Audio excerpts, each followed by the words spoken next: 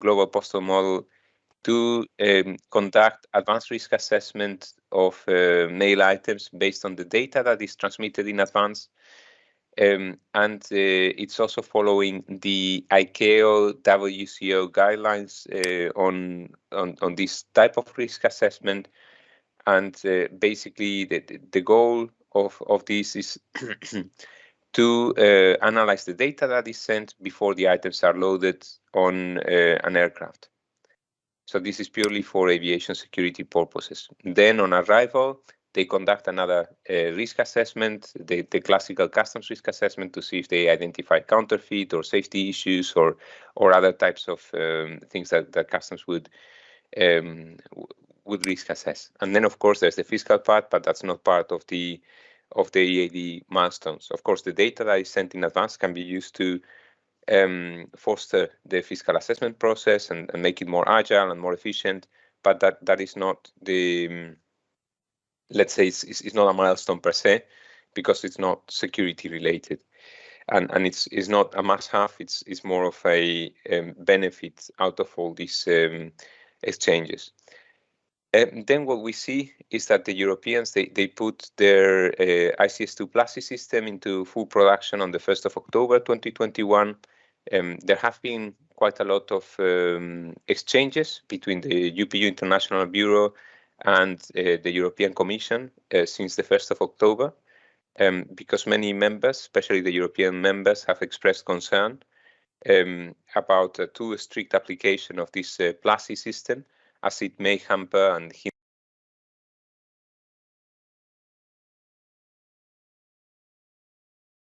are coming into force, but we have to ensure that we are prepared and that we are ready, and that it's not going to hinder the flow of mails. And then there is the exchange of carded messages with the airlines. That's going to be the next big thing. So the two next areas of focus that we have now that you're sending Idmat, that you're sending pre-des, is to do the item ref RSP exchanges, as Kazuo explained, and then to start getting ready to exchange carded with your airlines, especially the airlines that are going into PLUSy destinations, such as the 27 European Union plus 2 countries that are basically implementing this PLUSy system. And the airlines are required from March 2023 to file the consignment level information that they would obtain from a carded message from the origin post. So that's going to be what they call the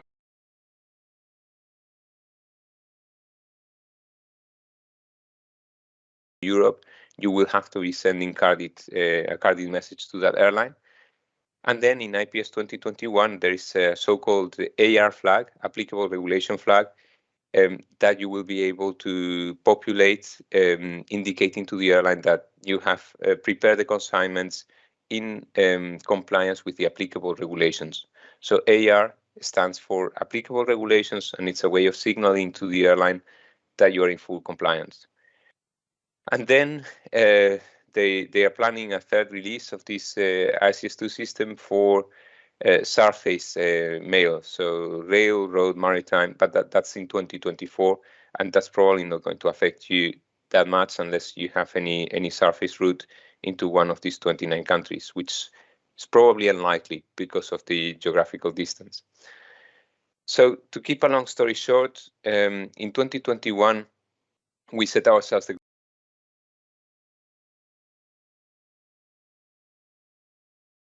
thank the Postal Technology Center, because they have gone to great lengths to have all these standards ready in the systems, in the CDS, in the IPS. The carded AR flag is now available in the IPS 2021, as we mentioned. And basically, what we would expect from you is that you're already exchanging Idmat and pre-des, and you are looking at starting to receive your first item ref messages and respond to them with as appropriate. And we will look at that in a moment.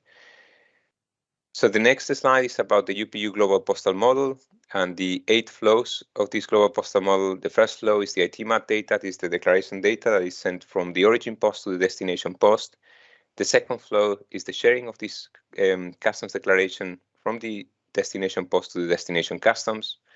The third flow is the response the local response from customs to post at destination if it contains a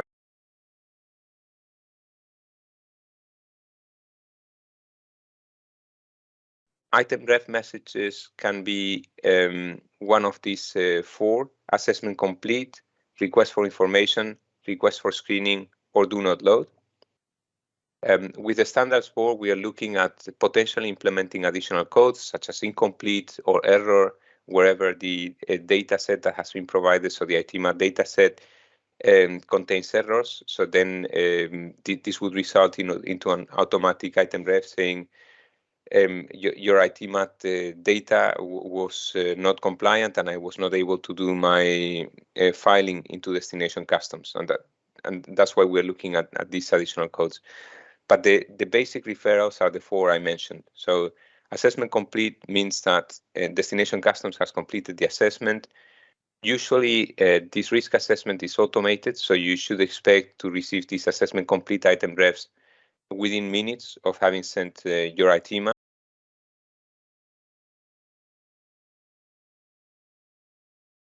It will depend mainly on your relationship with the airline that is carrying the goods into the destination, or the mail into the destination, the plastic destination. We know from the discussions with IATA that some airlines may be inclined to requesting assessment complete. Others may just say, well, as long as there's no open referral on the items, then we're okay. And Kazuo will explain, if I'm not mistaken, the item check functionality on CDS will not only check that Idmat has been sent, but also that there is no open referral. So Kazuo, you can correct me if I'm wrong, but there's no assessment complete check in the IPS item check at this stage. Is there? It's just no open referral.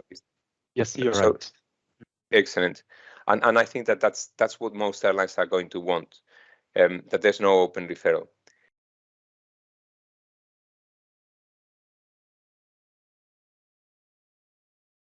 Complications, because if you have to wait for an assessment complete, if there is a system downtime, or if sometimes these EDI message files, because they are batch processes and it takes long to process them, it might take longer than the few stop operations, because at the end of the day, this is just an additional layer of security. It's not there to hinder flows. It's to facilitate, not to block things. So I think that's also part of the reason why the item check has been implemented to confirm that Idmat has been sent.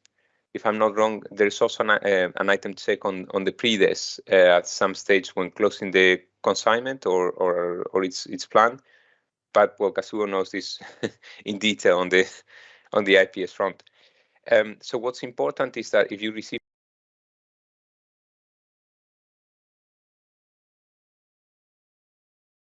asking you for a postcode, for instance.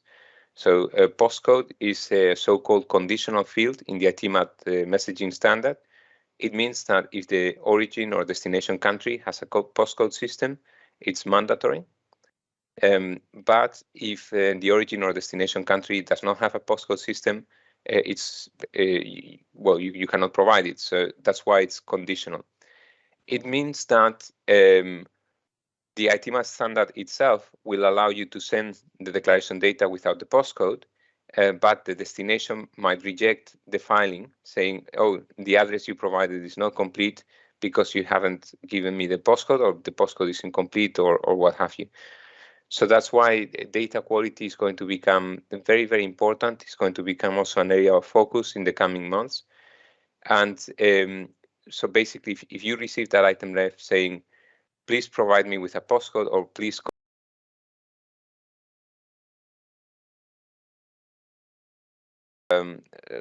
value. So we see that sometimes in the Idmat that is sent not necessarily from Cambodia. I mean, we're talking in general terms here.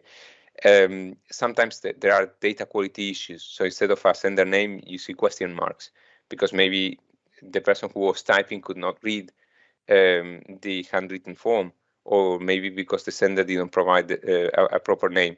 And then it could be that in this referral, so in this request for information, it's just a clarification about one of the fields. Usually, we would expect referrals to be transmitted for a very small number of items.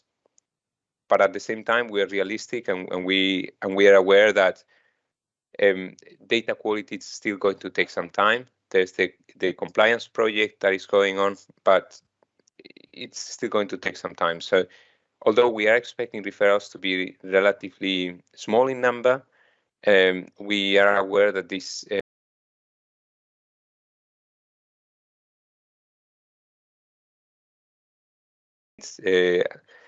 item refs will start arriving at some point, and you may need to provide a response. There is a screen on CDS to provide a response. You need to define an EDI exchange and send the ref RSP message. That's the flow 4+, that then destination would share with customs, the destination post.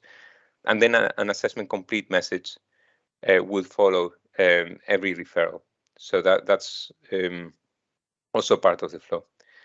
Then flow 5 is the pre-des information. Flow 6 is destination sharing the link between the item identifier and the receptacle identifier with customs. In case an item needs to be intercepted, then they would be able to locate it because they would know where the item is, in which receptacle, in which consignment. Flow 7 is the consignment level information that is shared from the origin post to the carrier. That's the so-called carded message and the AR flag.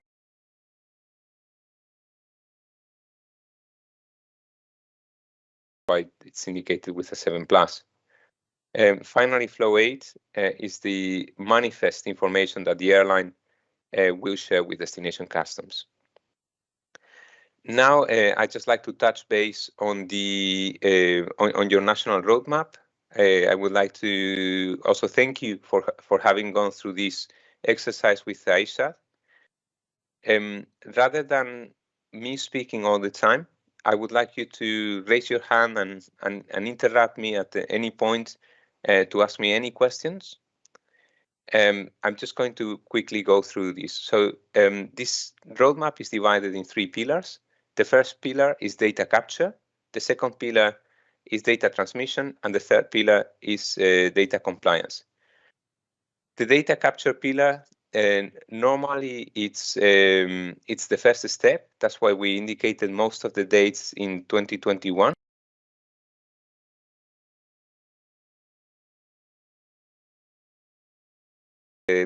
Have already either completed or almost completed these activities. We believe that you are probably halfway. Also, we can see that a lot of your volumes have the data, so that's very positive.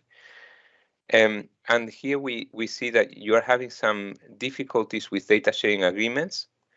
Maybe we can mark this as complete because you already signed the UPU MDSA. Although, of course, you might need to sign more data sharing agreements with partners who are not yet signatory of the UPU MDSA, but at least that step is something that you have taken. There was an online survey last year. We will issue a new survey this year. So this is something that you can that you can do also in 2022. The impact on customs processes.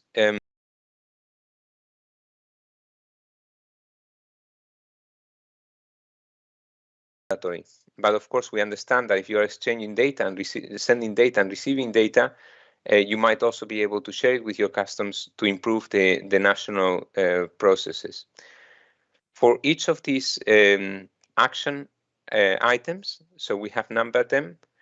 So 111, 112, 113. We indicate or we propose a pointer. So for instance, in your case, I guess you don't have commercial customers from the national roadmap, so it's not applicable. On the benchmark and seeking out on best practices, we can see that the recommendation is to look at the guidelines on data capture. In this presentation, we are providing a link to these guidelines, so we hope that you will be able to download it and complete your benchmark. Then on the other aspects, well, the identifying pilot corridors, this is already done. I think you can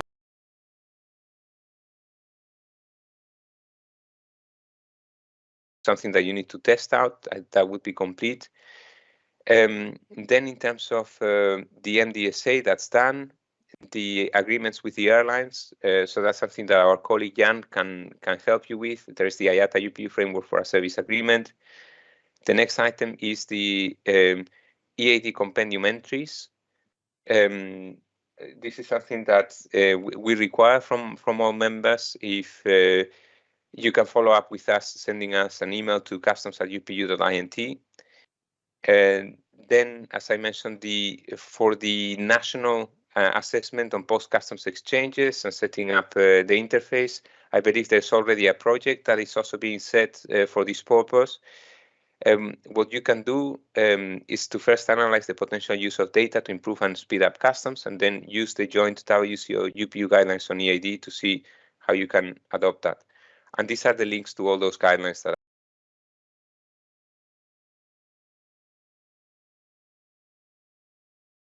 download for instance, the prohibition list and all these elements that should help you in this journey.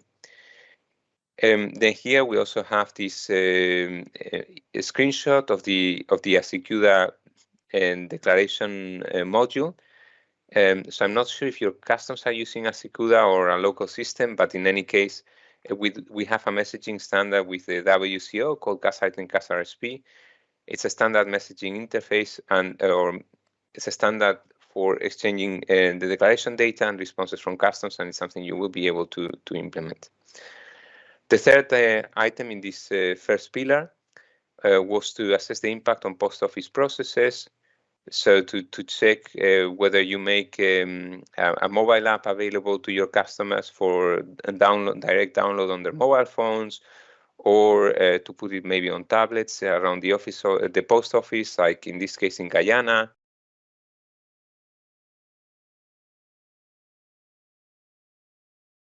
You can assess, and then maybe consider replacing the handwritten forms with printed labels or printed documents, because this way, if you put data first, then you will ensure that the data is being captured and it will be transmitted. All these services, as you will know, our colleague Kazuo provided by the PTC. I don't think I need to enter too much into detail here. What's the framework for the provision of these services? You know well, probably even better than I do. But I thought it was worth mentioning. And then, of course, on this data capture front and the data capture pillar, just some screenshots and also a video from our colleagues in Cape Verde, how they have implemented the mobile data capture app, which is, and we can see it on CDS.post. They use the CDS.post version, and we can see every week their customers are directly providing the data for hundreds of declarations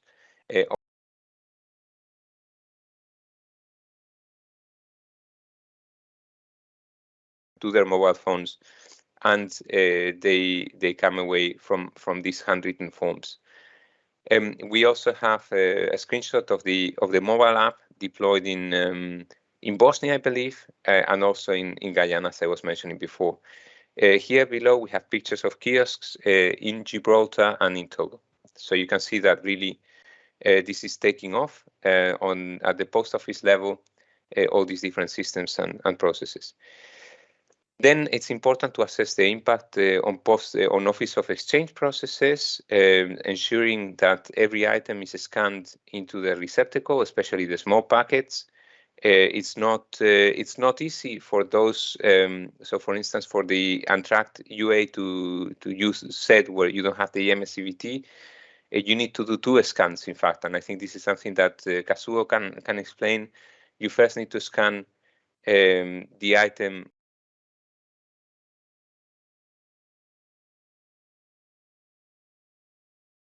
into a receptacle, but it doesn't exist in the IPS database, and then you will not be able to complete the scan, and the PRIDES will not contain the required S9, S10. So you need to do 2 scans in IPS. Here at the Office of Exchange, really what you need to do is to have some kind of strategy and determine if you need maybe to have either dedicated staff or a data capture a workstation for those items for which the Idmat was not sent, for a kind of hospital for items that made it to the Office of Exchange, but they are not EAD ready, they are not EAD compliant, and you need to process them in a slightly different way. So that's one possibility. Then there's also the question on scanning each item that contains goods into the receptacles. We just mentioned the 2 scans. Configure IPS to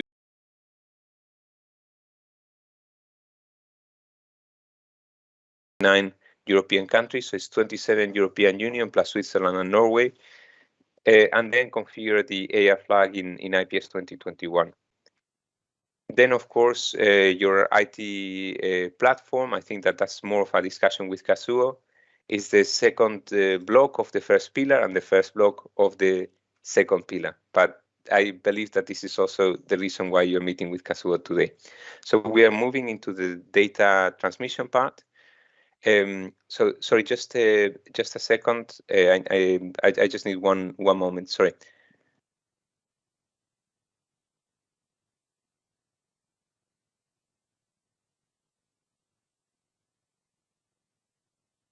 Sorry, I apologize.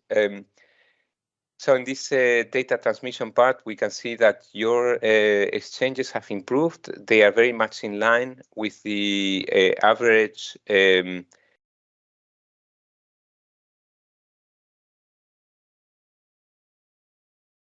participating in the Common Fund project.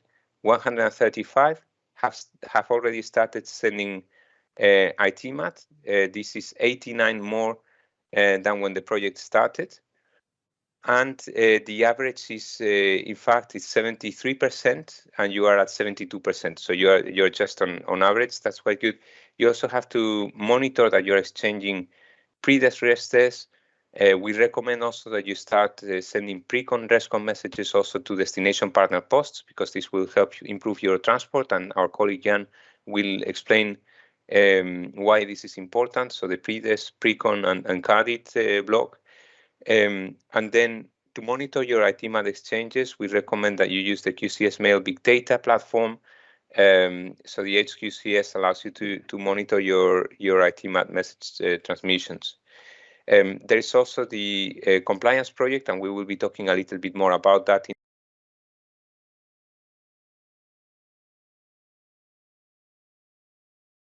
CAS item, CAS RSP, and there is a separate project for this in Cambodia, and I believe we will have another call for this, and I will make myself available to explain the experiences in other countries, and then of course the carded vested parts that you will be able to discuss in more detail with our colleague Jan from Transport.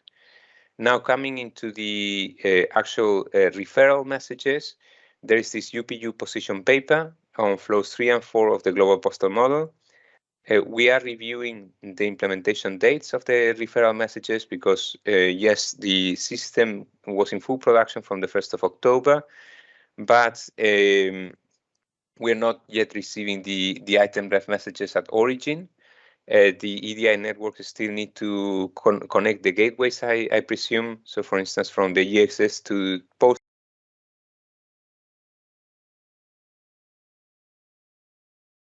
there have been quite a few tests, and they have been successful.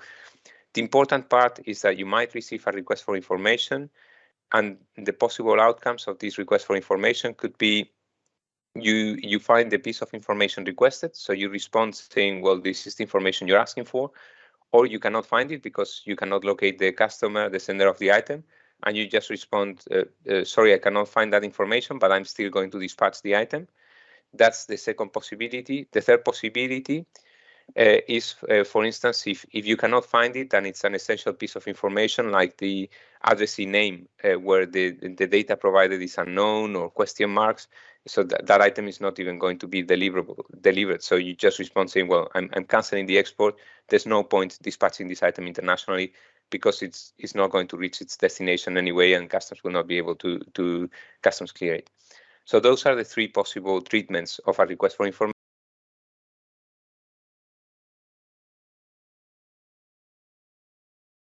Type of of information element. Then we have the request for screening. A request for screening might require you to contact your screening agents at the airport to conduct a special type of screening on a given mail item, maybe to check if there are explosives or things like that. I think at this stage, request for screening, it's not very likely, it's not very expected. Maybe 1 in 1 million items will have a request for screening. But if you do receive a request for screening, our recommendation is to coordinate this with your airlines and with your screening agents to do additional screening on that particular item. And then do not load. This is the biggest case. It's the most serious case. We know from other PLASI systems that are not applicable to post. For instance, in the US,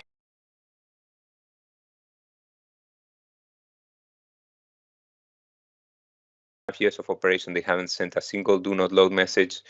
Do not load would signal an imminent threat to aviation security, and you would not only rely on electronic messages. So if a do not load was triggered, the protocols would be activated, the civil aviation authorities and the other authorities would be called directly via other channels, via phone calls and what have you.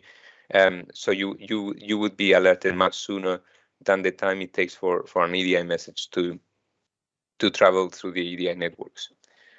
Then the third pillar on data compliance, and with this I will conclude my presentation. This is something that is starting towards the end of last year and going into 2022. The important part here is that you have signed to join the UPU compliance project together with 174 designated operators. So it's most of the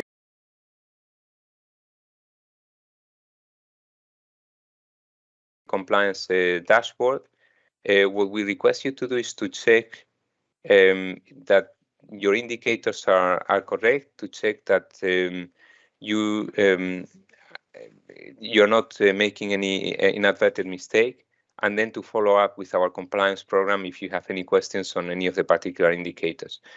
In the latest reports, the sender address is now segmenting also on postcode checks against the UPU postcode database, because as I mentioned earlier, postcodes are going to become more and more important. So you will also be able to check your postcode compliance on these reports and see if you may have a potential issue, and then you will be able to take action on that. Thank you very much. I don't know if you will have any questions.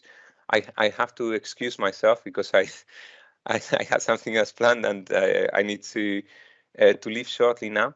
Maybe Kazuo, if you agree, I will stop now and come back because of another commitment. I'll be back by 9, and if there are any questions, we can take them at that time. Would that work? Yes. Yeah. Okay. Yeah, it does. Okay. Well, thank you very much. Maybe with this, I will let you continue the conversation. I hope my presentation was useful, and I will be available again in about 15 minutes. And then if there are any questions from my presentation, we can take them then, if that's okay. Thank you very much, Javier, for your flexibility. Thank you, Xavier. Thank you, Xavier from Cambodia. For sure, we will.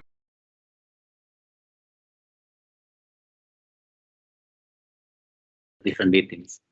Okay, thank you, and sorry, but I had just planned this at 9, and there's really something I need to do right now, and I'll be back in 15 minutes if that's okay. Okay, thank you. All right, thank you. I'll be back in 15 minutes. Thank you very much. Thank you. Thank you. See you later.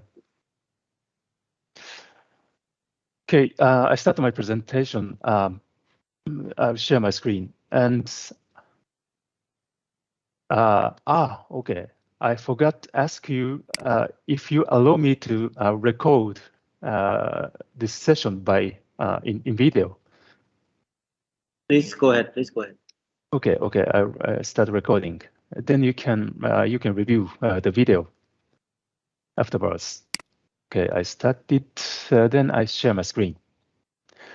So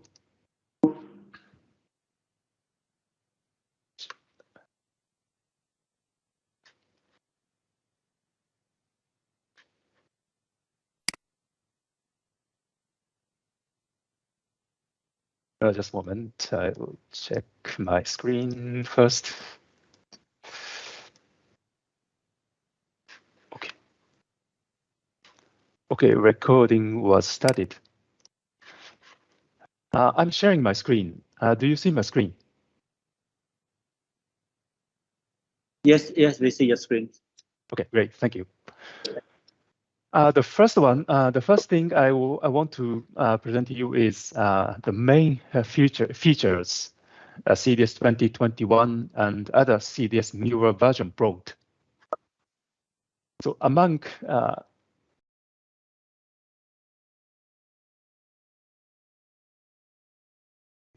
so-called CDS 2021 package to your FTP folder. And if you see the FTP folder, if you access to your FTP folder, you can download all of the documentations and CDS installers and upgrade to database upgrade migrate tools. Let me show you your folder.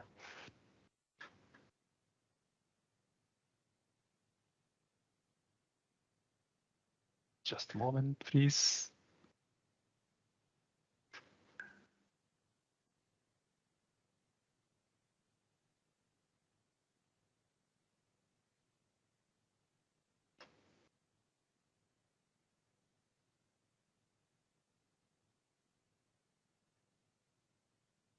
So if you go to CDS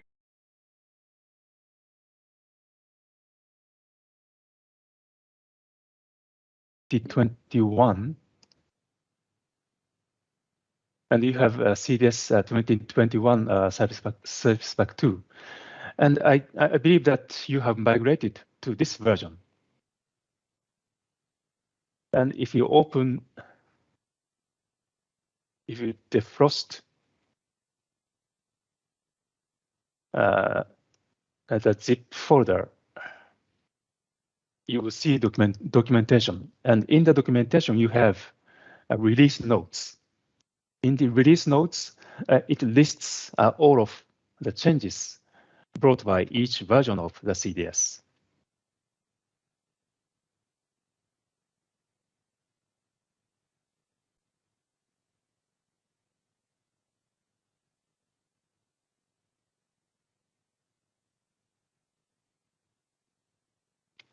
Sorry, my screen.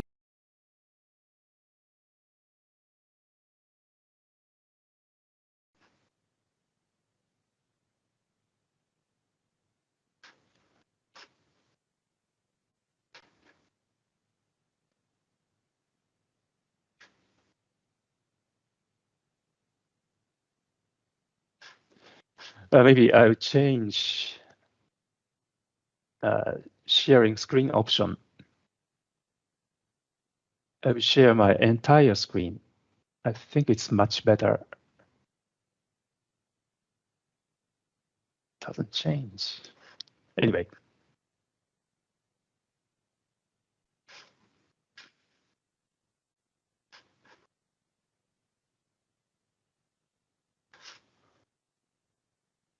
I think you still see my screen.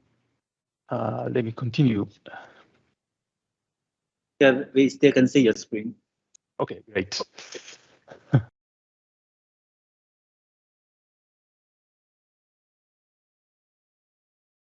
On my laptop at home, not the office. So just a moment, please. I'm sorry. Oh yes, it comes. Yeah. Yes, this is the release note. Yeah, if you open the release note, you can see all of the changes brought by each version of the CDS. Among them, I will highlight two changes, two big major changes brought by CDS 2021 base version Service Pack 1 and Service Pack 2. One of them is, as Javier mentioned, in the CDS 2021, you can manage referrals. You can manage item ref and ref RSP message. in CDS2021. This is the one. I will explain more detail about this new functionality. And the other is license key policy. So as same as IPS.post, CDS 2021 Service Pack 2 brought license key policy. If you open Manage Organization Preferences,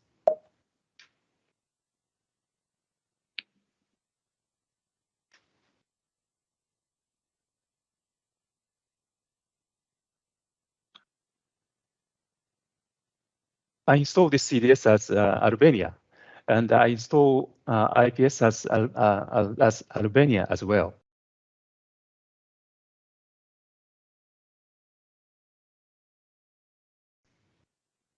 Yeah, here is a new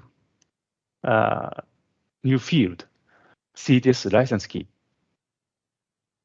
This is one brought by CDS 2021 Service Pack 2. And it reflects your financial status. I mean, if you pay the license fee for the CDS, we can issue the license key. But if not, we cannot. And it also relevant to reflects the option. I will admit the option for the CDS. I mean, in this CDS, you have three options, three functional options. If I open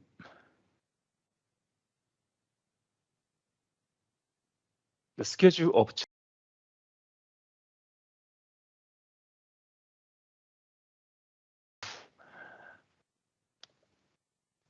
a list of our products and services and the fees, you can find a schedule of charges from our website, Postal Technology Center website.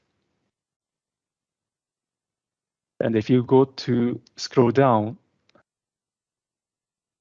and open a schedule of charges, you can see the PDF file. In the CDS, you have three functional options. I believe that Cambodia Post is using option 1, full usage of the CDS. Correct me if I'm wrong. So for usage of the CDS, you can use all of the functionalities, including CDS user interface, CDS user screens.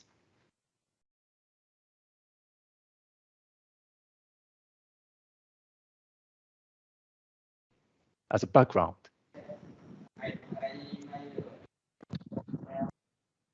And you can stop me anytime if you have any question, okay? And the other option is option 3. Use CDS just for API only.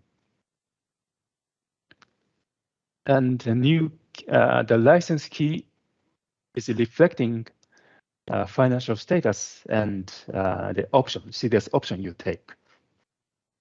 So this was implemented in the CDS 2021 Service Pack 2. Okay.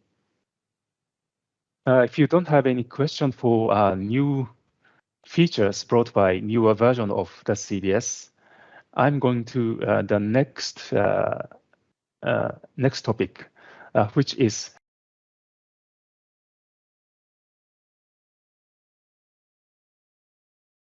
data flow.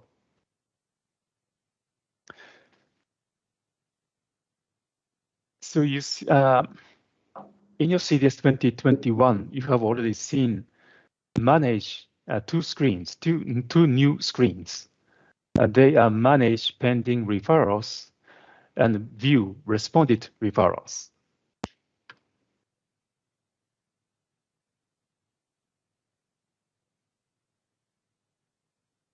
If you log in as a postal administrator or postal operator, you can see those new screens.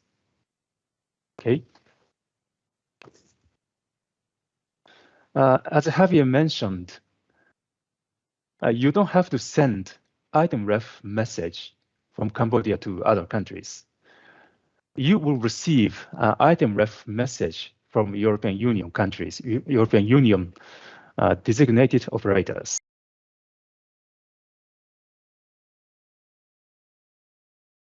If the border security or customs at the European Union countries decide that they need to obtain more information on the item, or they need to stop import the item, you will receive referrals. And if you receive referrals, you need to respond by using a so-called ref RSV message. To enable CDS to manage referrals, you need to define EDI exchange. Here you see manage EDI exchanges. In your case, you are not member of the European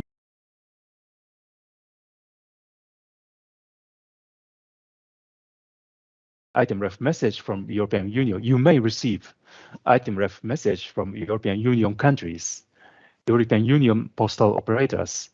Then you reply using a ref RSV message.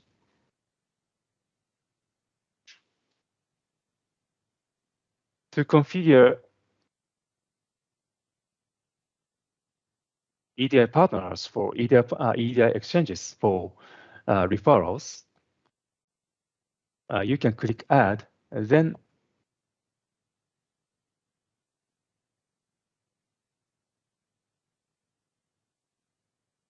recipient organization must be designated operator of the European Union countries. For instance,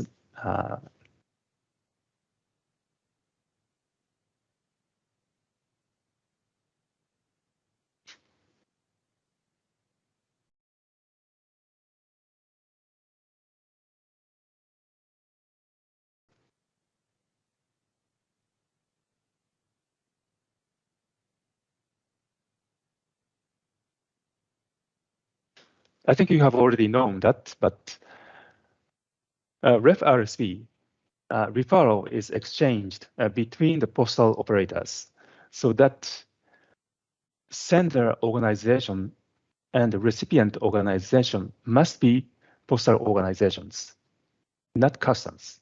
Should not be customs. So that if you configure your CDS to send referrals, send ref RSV messages, you should select Spain Post, not customs. Usually, excuse me, usually the code for the postal operator is country 2-letter code, ISO country 2-letter code plus A. So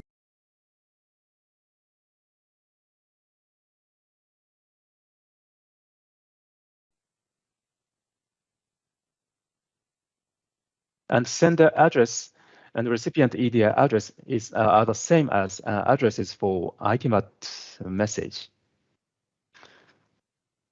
To be precise, you can see UPU code list 160. To see a UPU code list, you can open a UPU website. Then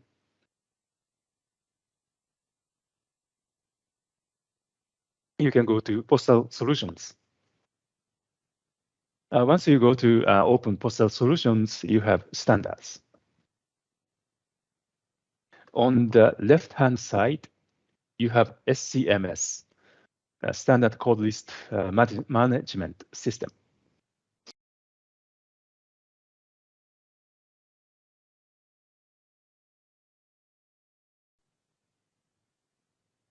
If you click SCMS, it gives you a list of UPU code list. And if you scroll down to find 160A, Here is a UP code list 160A. If I click the title of the code list 160A, you see it shows all of the party identifier. The last 3 digits of the party identifier is operator code. So in your case, it's KHA. And message type, message version, and prot or pre-prot, and EDI addresses. I believe if you download in Excel file, it'll be more useful. So I think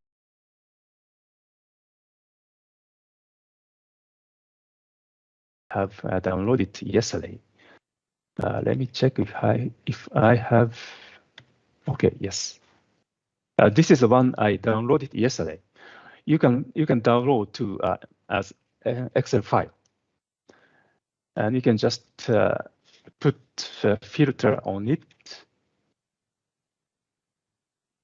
Then you can find, for instance, if I want to see your EDI address, Cambodia Post EDI addresses, you can filter by KHA.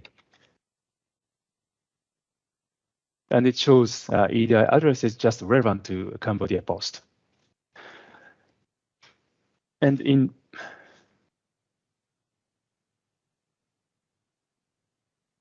the example of this configuration, I need to know sender EDI address, which is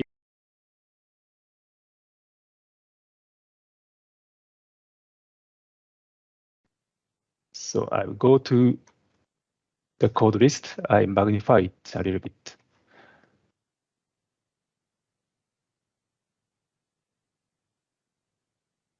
So then I put the code. It's AMA.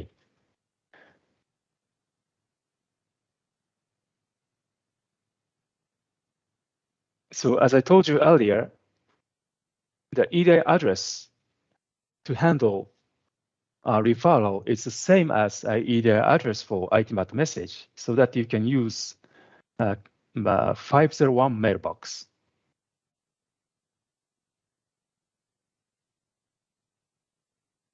So the EDI address must be AL501. In your case, it should be KH501.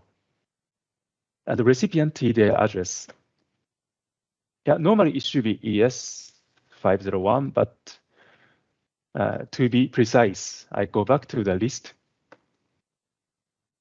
and search by ESA and click OK. Oh, there are a lot.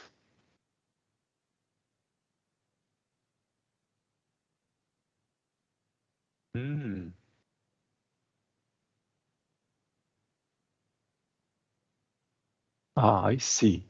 Okay, yeah, I think it was worth checking 160A, because in case of Spain Post uses ES501 for, yeah, I guess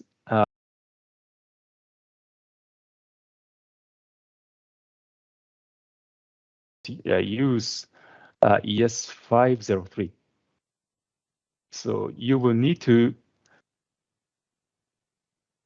set the EDI address separately, depending on the products, depending on mail classes. So I go back to the CDS screen. First, okay, for ES501, it should be 4 letters U. Sorry, here is a mail class field. It should be U and C. Parcel. And EDI message, it should be. So in your case, you will need to respond referrals using RefRSP, so that you should select RefRSP.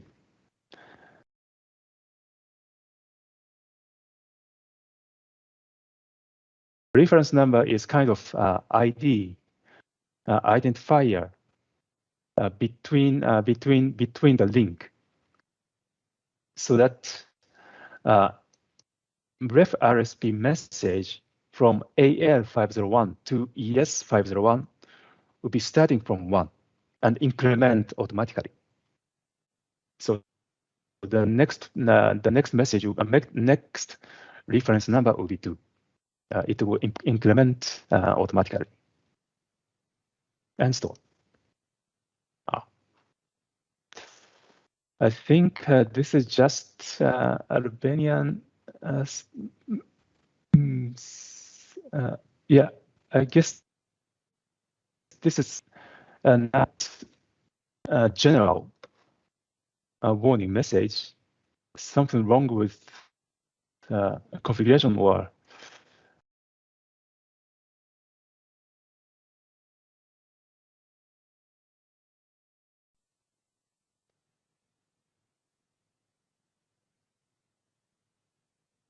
yes, the configuration was stored.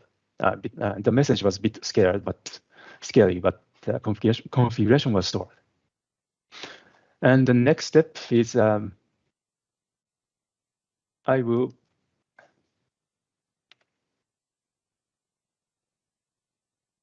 configure a referral ref RSP EDI addresses for EMS. Sender EDI address is the same, because for Albania there's no segregation depending on the mail classes.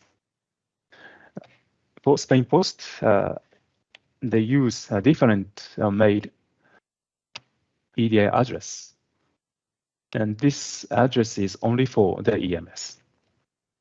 And the EDI message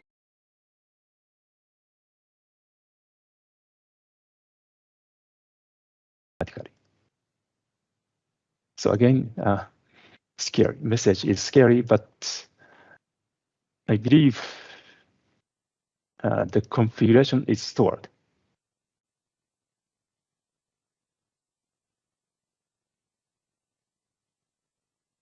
Yeah, it was stored. Yeah, no problem. So likewise, you will need to set the partnership for all of the European Union countries, European designated operator of the European Union countries. Is that okay for you? Have you already configured referrals or not? Let me check with my team. Yes. Set configuration method high on. He confirmed that he has already completed the set.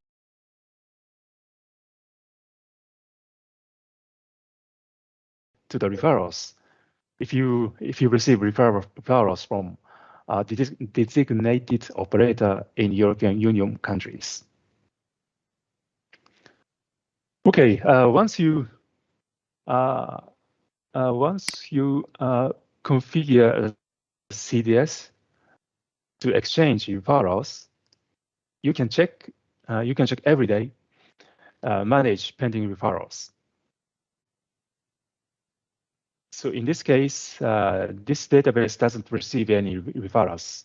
So if I click, if I put date range, for instance, from 1st of February until today, there's nothing. So for the presentation purposes, I would like to use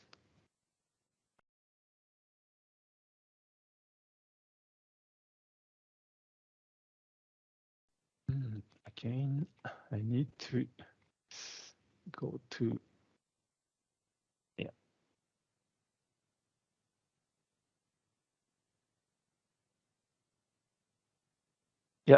this is the test environment of the CDS.post web version of the CDS for Japan Post. Japan Post recently started using the CDS just for managing referrals. And I have created some dummy files and inject those files onto CDS.post database for Japan Post. and you will be able to see some referrals from here. So the functionalities are the same in the CDS local that you have and CDS of post. If I click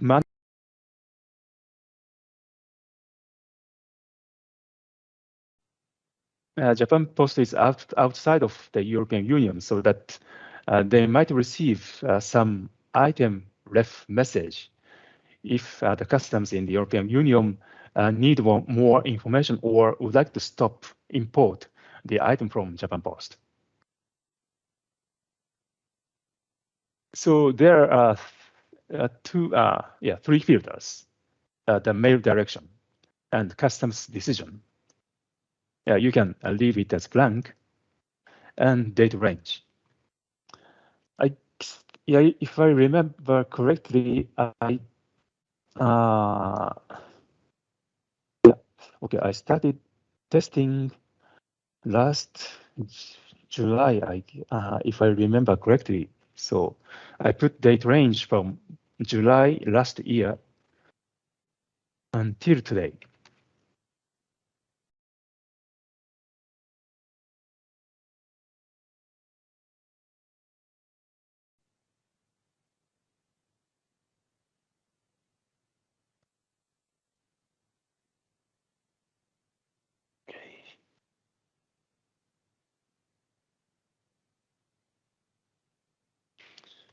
Yeah, I have injected several dummy referrals, dummy item ref message from European Union countries for the item from Japan containing goods.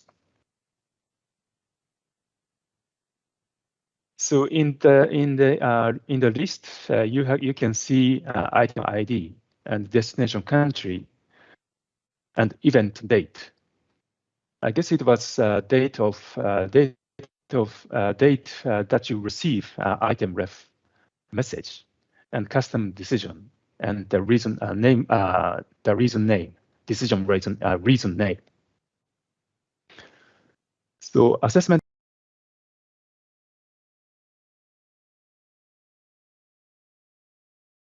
for depending on the type of decision, you need to respond.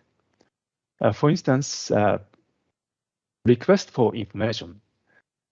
German customs wants Japan Post to give more information on this item. I select it, then you can see some details. So here is an item ID and referral references. So this code was put by German Post or German Customs or European Union system. And here, you need to select response details. You can select three options, one of three options. Export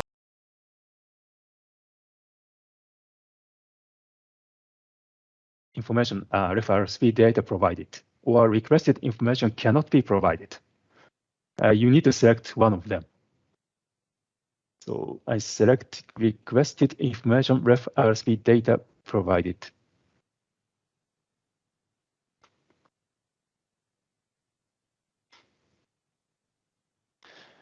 And you can put, yes, please. So, sorry to interrupt. I thought I should just make a brief comment here, as this is exactly linking to what I was mentioning before.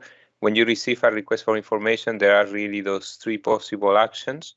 You have to assess based on the information you have for that particular item, whether you can provide the element they're asking for. In this case, they're asking for the content description. So you have to see, do I have the item at hand?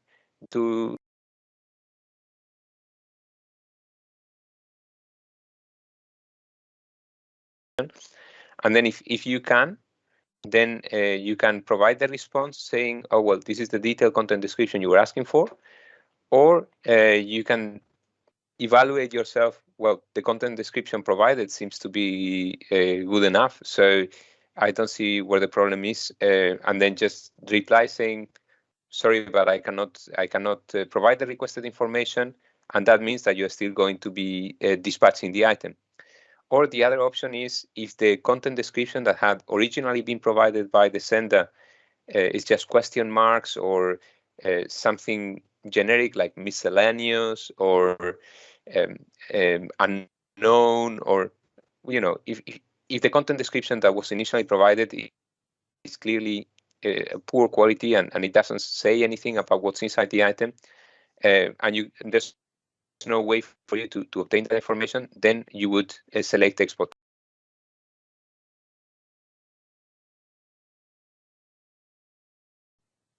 I thought I should jump in and provide this additional explanation and perspective, trying to link it to my presentation. Thank you. Thank you very much, Javier. Very helpful comment. So yeah, as Javier said, you need to select one of 3 options. Then response reference, yeah, you can decide your response reference by yourself. So then you can click store referral response. CDS will then generate ref RSP message and send ref RSP message to the European Union. And okay, I will show you other type of referral. Do not load. So as mentioned, do not load it will be extremely rare case.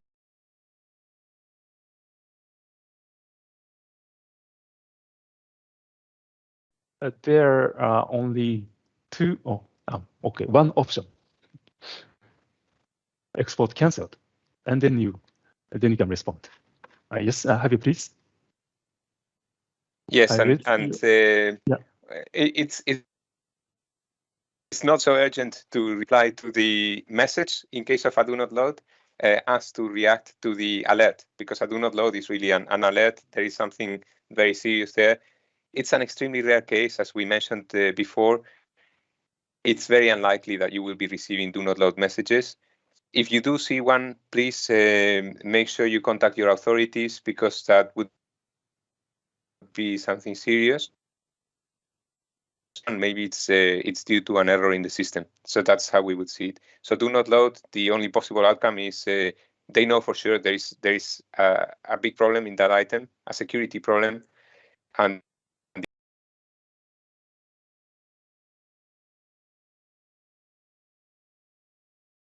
of operation there hasn't been a single do not load message. So that's our expectation as well here. Thank you, Kazuo. Thank you. Thank you. Thank you for your comments. I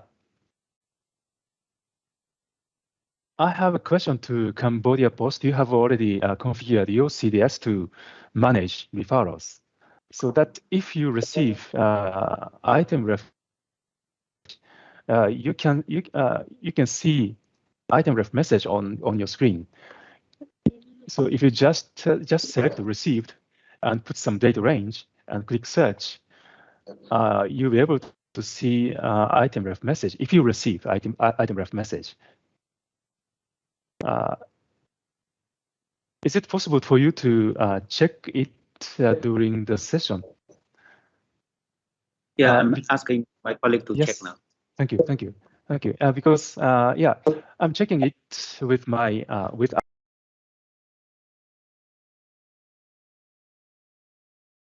according to the network team. The network have not received referrals yet from European Union at the moment.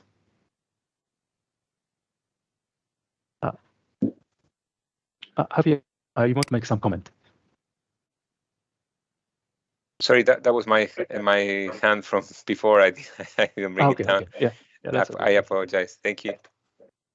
No worries. So if you don't see Cambodia Post, if you don't see referrals, yeah, you don't have to. But I would recommend that you would check it at least once a day. And if you don't, if you have any question, you can come back to us. He's checking. Just one more minute. No problem. No problem. So while we are waiting for the checking by Cambodia Post, I go to the other new screen, which is View Responded Referrals. So this is the not production database. This is just pre-prod test database.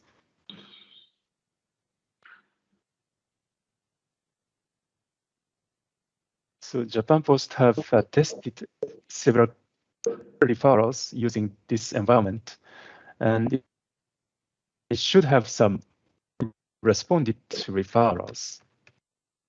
I hope so. Yeah.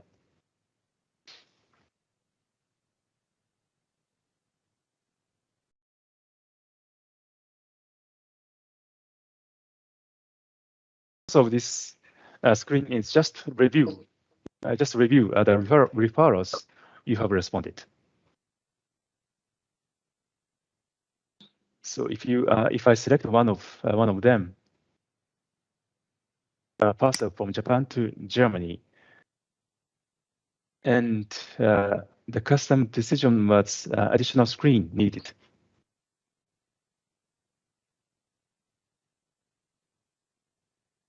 Yeah, and you can see. Yeah, the screening was conducted by X-ray, and you can see some details, response reference, and the response code, and action took by Japan Post.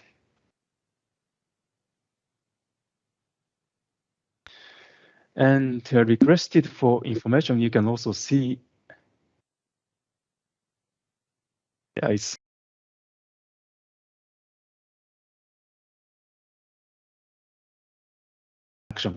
action taken by Japan Post.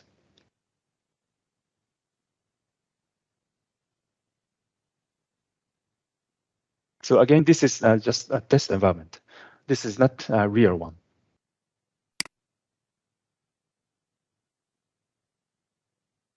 Okay. Do you see referrals or not? I just checked with my colleague.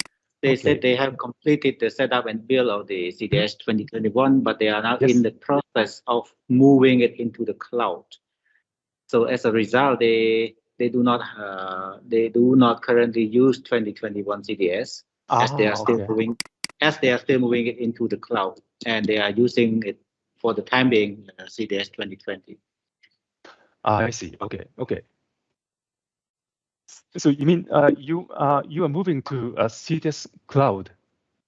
Correct. So we move the data from the local server into the cloud server. I see. Cloud server hosted in Cambodia. Am I right? I could ask him to explain you in detail on that. Okay.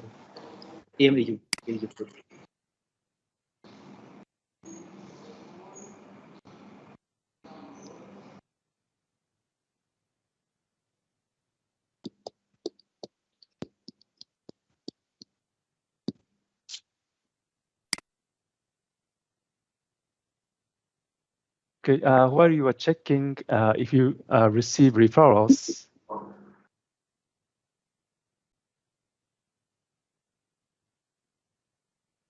yeah, I'm going to the next topic. Okay, please stop me anytime if you have any questions or comments. So the next topic is configuration of EDI partner configuration of EDI partners.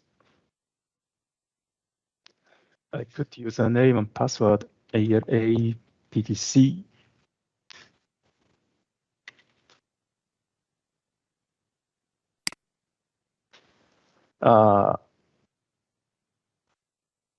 Yeah, I believe that you have configured all of the EDI partnership correctly, but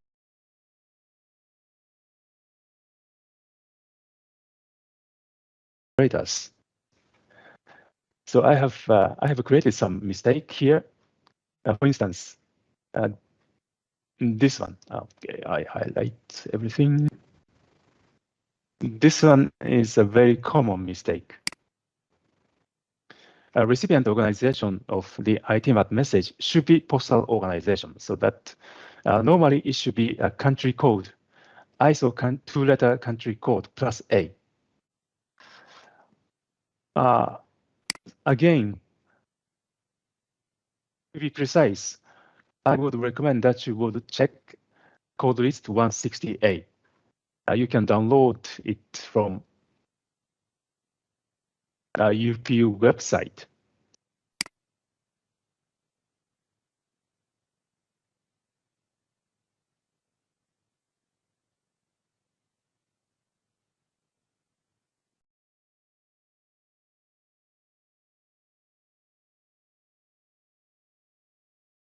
But if you would like to check operator code, you can get operator code from UPU website as well. If I go to UPU website and go to standard, postal solutions, and standards, and again, SCMS, standard code list management system. And if I remember correctly, it should be code list 211, which is designated operator codes for obligations arising from adherence to the UPU convention. So in other words, this is the list of operator codes.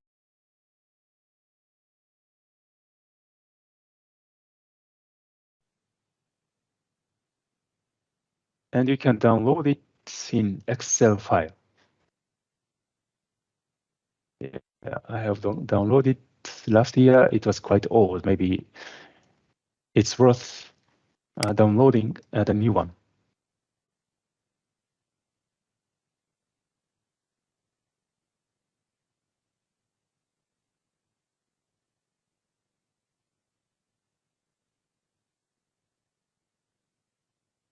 And here, I would like to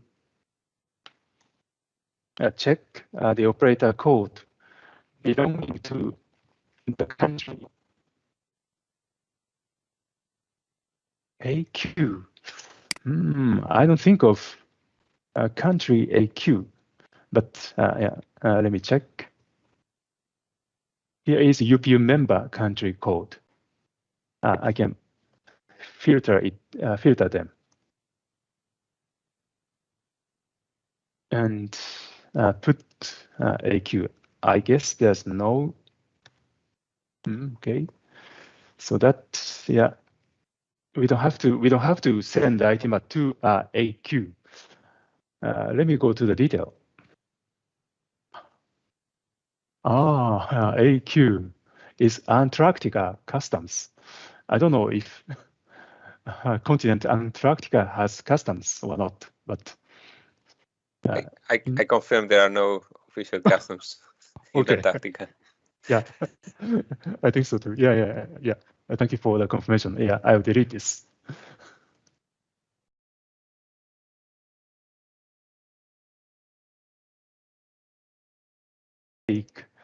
Made by quite many operators, so I will delete this.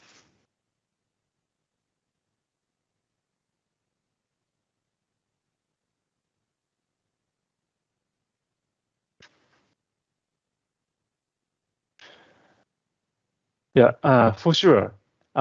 This is Argentina, and the recipient organization should not be Argentina Customs. It should be Argentina Post. So that the recipient organization should be Argentina and store. Yeah, this message is a bit scary, but I believe it is happening on this database only. Yeah, I could change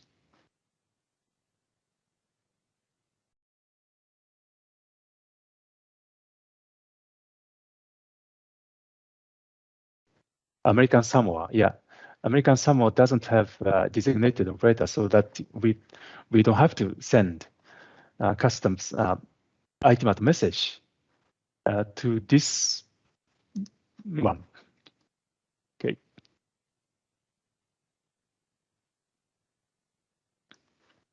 And just for your information, we are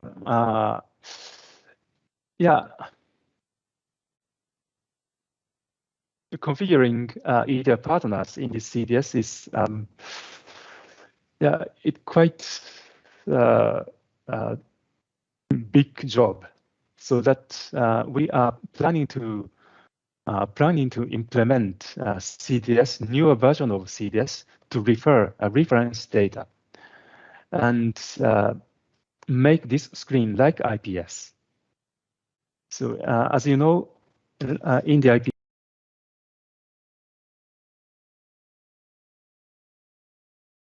you have to select. This one.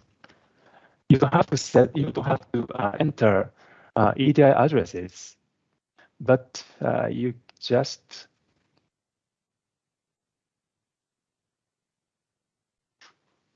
you can just select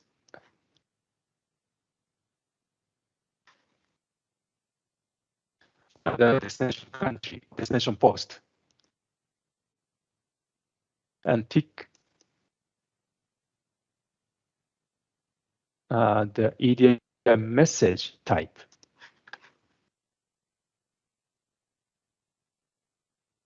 We are planning to make the screen like IPS, or referring reference data, which is 168. So it'll be happening in near future.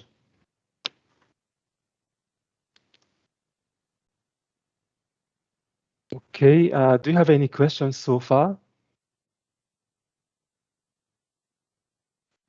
If you don't have questions, okay, thank you. So the next topic will be please. Okay. I see. I skipped I skipped one thing. CDS API to integrate other systems. My question to Cambodia Post: are you using your own counter automation system and connecting it to the CDS and IPS? In that case, it will be useful if you use CDS API to inject customs declaration to the CDS.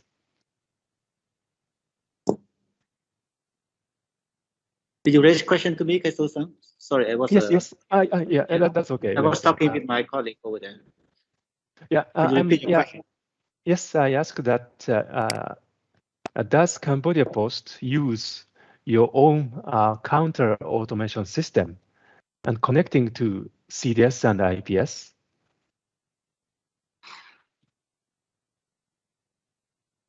Yeah, this was my question. Correct. We have our own in-house built custom counter system, and it links to the CDS by API.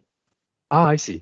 So you have already done the API connection from your own system and CDS. Again, let me confirm with my. Yes, perhaps by using. I still use SOAP UI. Moment, please.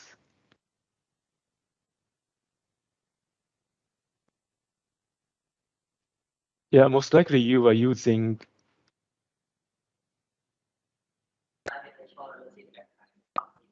Create or update declarations method to inject customs declarations captured by your counter system to the CDS.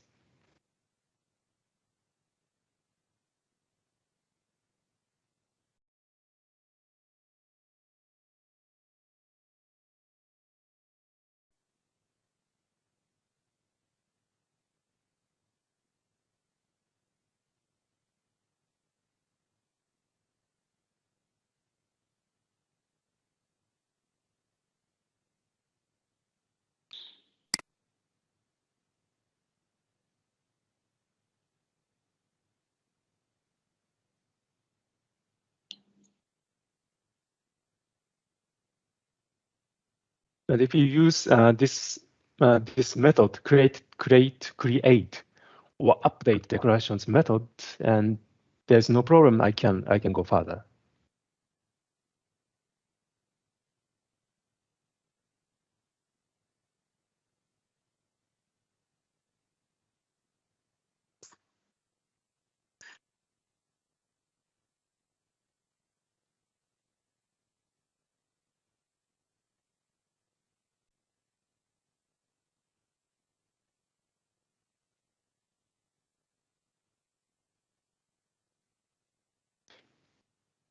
Okay, maybe I go to the next method. If Cambodia Post and Cambodia Customs would like to exchange data through the API, it is possible.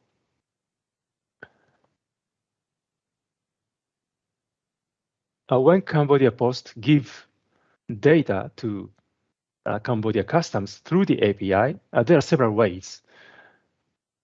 So it can be API or a file exchange. If you would like to use CDS API, I think I have.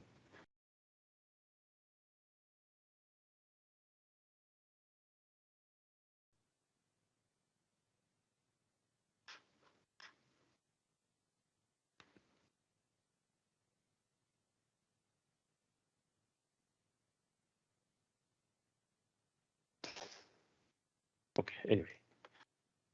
By using the load method, you can extract any declarations in your CDS, both for outbound and inbound.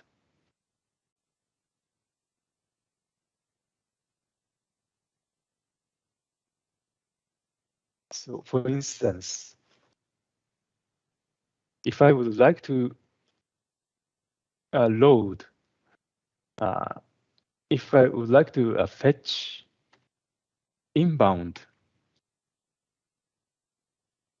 customs declaration data, most likely it is based on the Idmat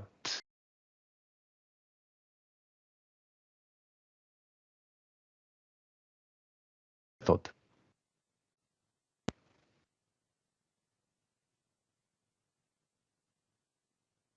So actually, your customs can use the load method and extract data from the CDS, from your CDS. And when customs completed the assessment and make a decision, and they can inject their decision by using create or update responses.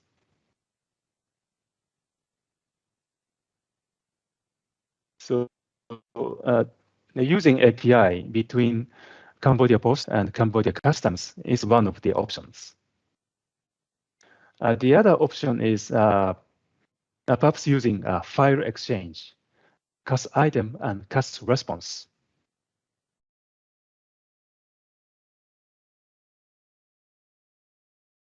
You can generate CAS item and CAS response message XML file by configuring EDI exchanges. And once you configure CAS item and CAS response, in your case, CAS item message is from a local post to local customs. So that for Cambodia Post, you just need to configure generation of CAS item message. And CAS item message, your CDS local will store CAS item message somewhere on your folder. And perhaps you can share the folder with your customs, and customs can download the folder and inject the XML file to the custom system and make assessment.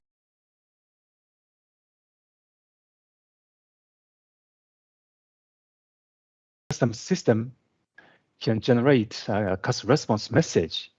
Their system can generate CAS item, CAS response message, and store it on the shared folder. And your CDS can download customer response message and inject them to the CDS, and you can see customer's decision. So there are several options.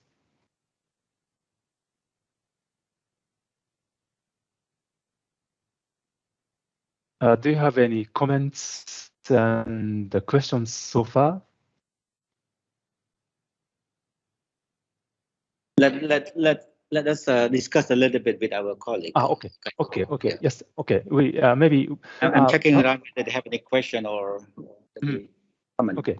I wait some minutes.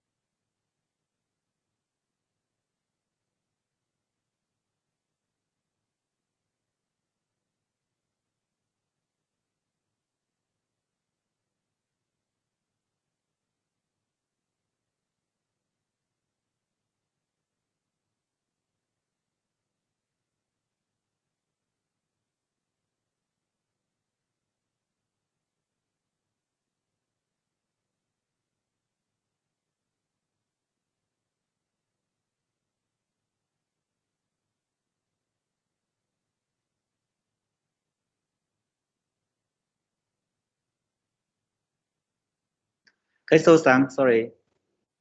Yes. No problem. Just discuss about your point about the connecting the account.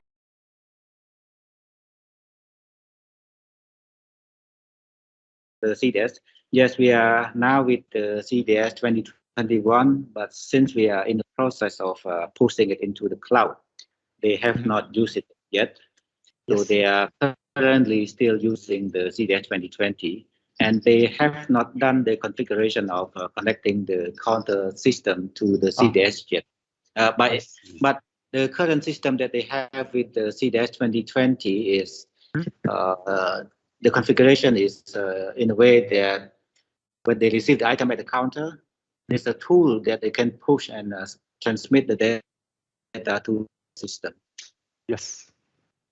Okay, you have already have the tool to transmit data to CDS. All right. So it's a push system from the counter system.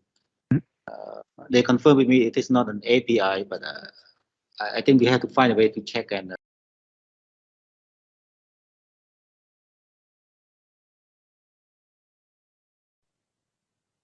Yes, Javier, please. Yes, I have a question. So this is at the collection, correct? So when the senders bring the items to the counter, the data is captured at the counter and sent to CDS. Is that understanding correct? That's correct. That's correct. That's what I understood from them. Okay. I will share a few concerns from other cases, so it doesn't necessarily have to apply to your case, but just so you're aware, from challenges that we have encountered with integration from counter systems with CDS, so you can check on your side. So one aspect is the keying of the data from the handwritten forms. I presume that the counter staff is keying in the data based on what the customers are writing on a form. Is that correct? That's correct. I can confirm with them. Just 1 minute.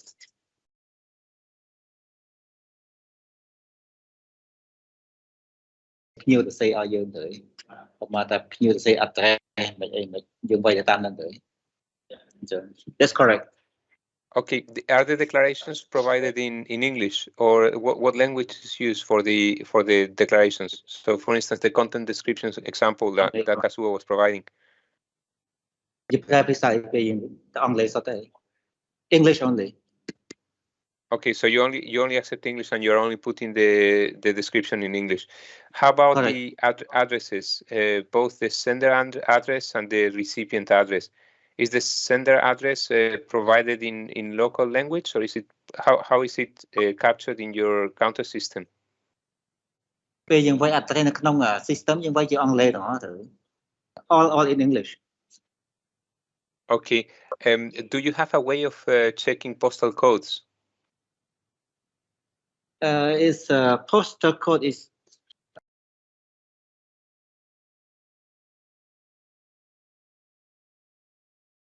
when you're capturing the address information, both for the sender and the recipient on your counter system, that the counter system somehow either suggests the addresses. So, for instance, in Google Maps, there is an option that you start typing an address and it makes a suggestion. So, if you're integrated with a postcode database, that's important for the address data quality. That the postcode is somewhere that there's the possibility to look it up or to validate it, both for Cambodian addresses of senders, but also for the recipient address. Do you have that functionality? I know not everyone does, so this is why I'm asking.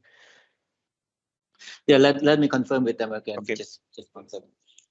សំណួរគាត់សួរមកថាពេលយើងអ្នកផ្ញើអីវ៉ាន់យើងចង់ផ្ញើទៅកូរ៉េឬទៅបារាំងអីចឹងគេឲ្យ address មកយើងវិញ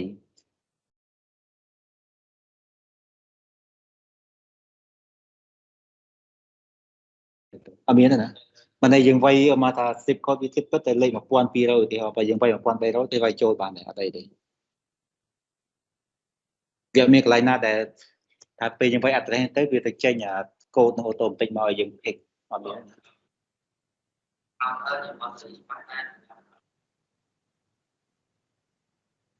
បងម៉េងខ្ញុំចូលរួមតិចបងpostal code ហ្នឹងគាត់សួរ postal code អ្នកផ្ញើឬក៏ postal code អ្នកទទួលជា postal code អ្នកទទួល postal code អ្នកទទួល postal code យើងចង់ផ្ញើ postal code អ្នកទទួលជាទូទៅគឺផ្ដល់ដោយអ្នកផ្ញើប៉ុន្តែសំស័យឋានគេបាទអ្នកផ្ញើទៅសេត្រូវគឺចង់ confirm ថាអ្នកផ្ញើទៅសេត្រូវអត់ជួនកាលក៏ទៅសេលេខមកលេខ18ចេញលេខ13អញ្ចឹងទៅតែ system verify បានអត់នឹងអត់បានទេអូខេ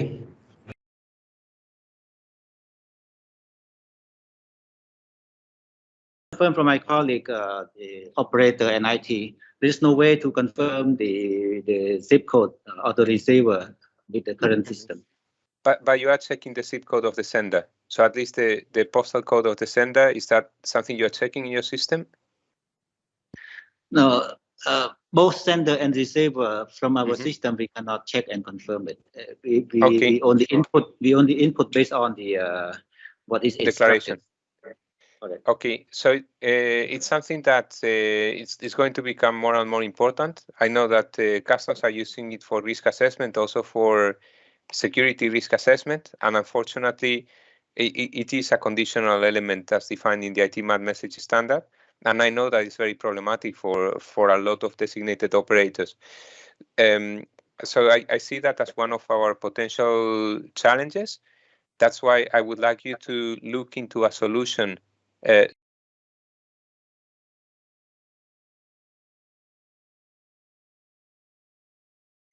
You find an alternative solution, maybe from the same workstation.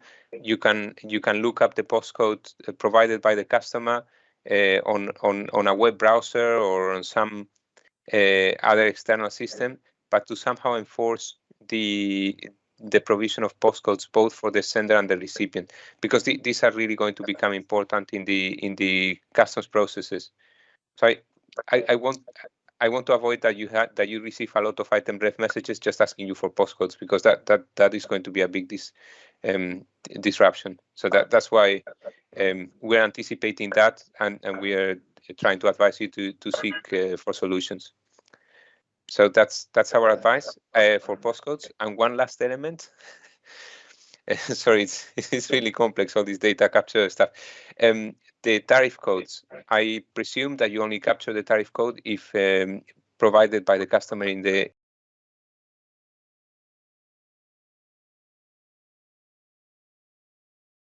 CDS web interface, and the CDS kiosk come with a feature to suggest possible HS codes. Probably for those flows that you're capturing from paper forms into your own counter system, you might not be able to easily capture these tariff codes. Tariff codes are also going to become important, not as important as the postcodes. The postcode is really my recommendation of a big area of focus to try to enforce. For tariff codes, there is a functionality in CDS. There is a parameter you can configure so that it's automatically looked up at the time of generating the Idmat. So I don't know if Kazuo, you're aware of this parameter that you can. It's in the configuration parameters of the system administrator. Okay. Yeah.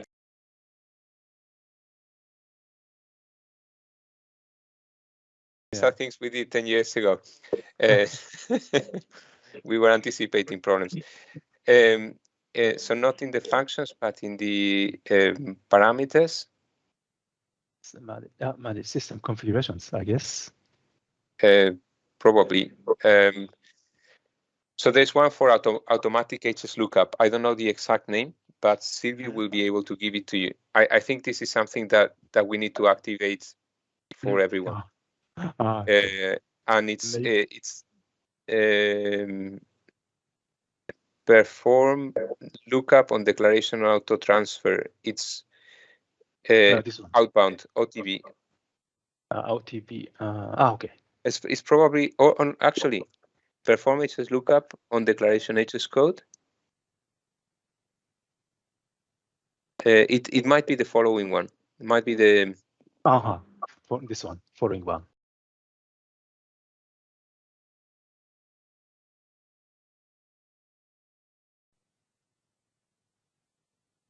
Yeah, I would say it's set to 3 by default.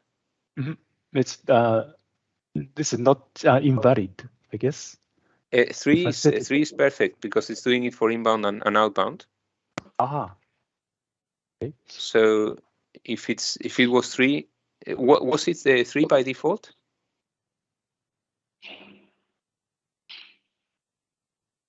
What was it? 3 by default, Kazuo?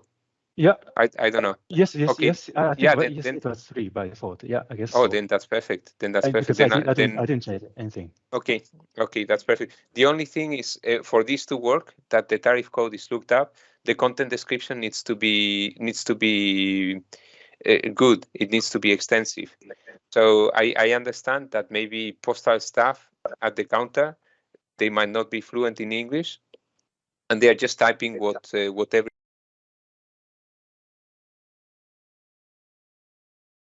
Sure that the content descriptions provided are comprehensive, because that will allow the HS lookup engine in CDS to work, and then have a complete declaration, both with content description and with a tariff code.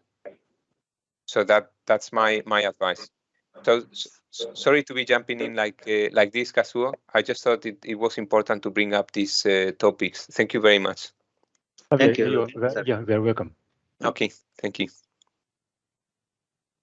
Yeah, thank you very much for your comment. For customs inspection perspective, yeah, just a moment.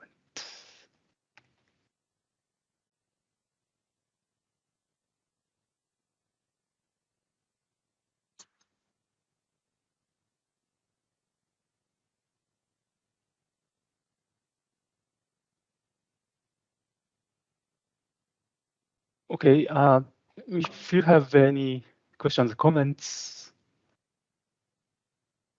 can I go forward? Yeah, we can continue. Okay. The next topic will be manage organization preferences.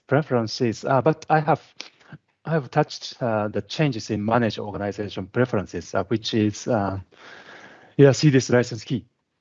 So in your case, there's no problem.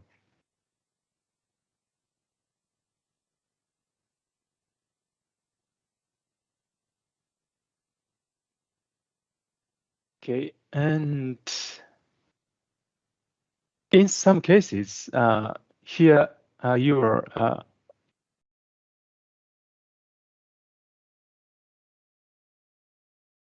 will make the fields optional or mandatory. And in some cases, in some country, for instance, if the country make the declaration data send a zip postcode mandatory, but if they don't enter the postcode on the send a postcode field, CDS doesn't generate Idmat message. It is happening quite a lot. So that, yeah, I would recommend that you would review the requested field for outbound process if you configure a mandatory field properly. If you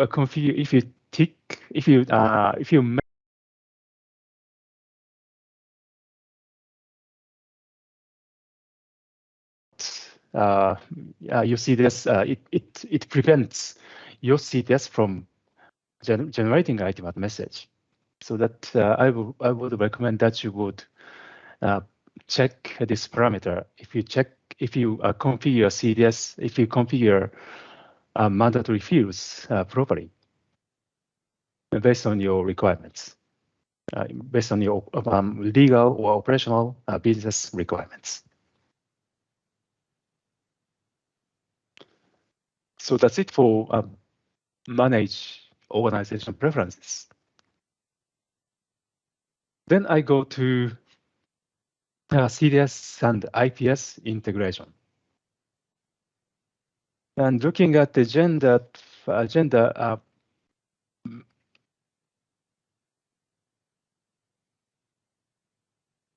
so for the IPS, they have, we have quite a lot of things to cover. So that, if we have time after CDS and IPS integration, I go into the IPS 2021 before 5 p.m. in Cambodia time. Okay.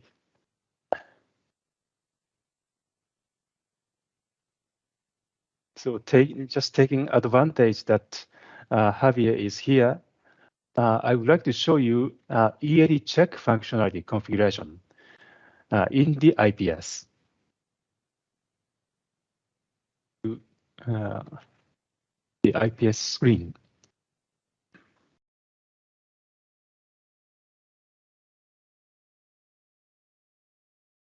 At our upcoming customs group meeting on the 22nd of March, we would like a brief 15-20 minute presentation on the EAD check functionality, just an overview for everyone to know that this is now available. It's this important. So I thought I should mention this. Thank you. Thank you, Javier. Okay, in the IPS, yeah, I have already tested, but it's also new for me as well. So I hope I don't skip anything. So I confirm that this is a recording. It's very good. Sorry to interrupt already again. No problem. Just to confirm, do you need a connection from the IPS workstation to the CDS API server? Is this a prerequisite?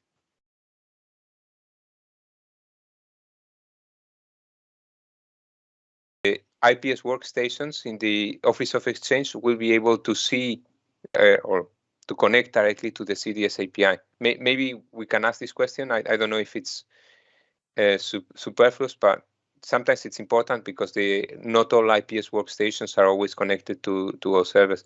So maybe a question for Cambodia Post. Yes.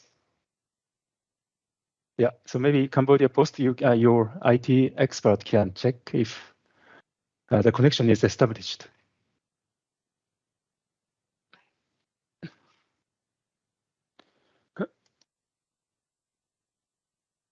So I'll rephrase my question. This is a question for Cambodia Post.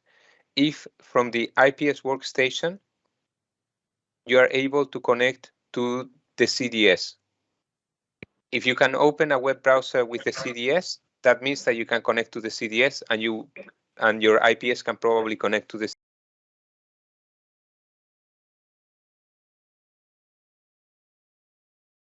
Exchange.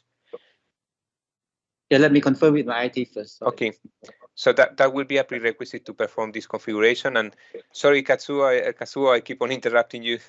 I promise I'll shut up from now on and let you continue with the presentation. Sorry, thank you. Yeah, your comment is very welcome, most welcome.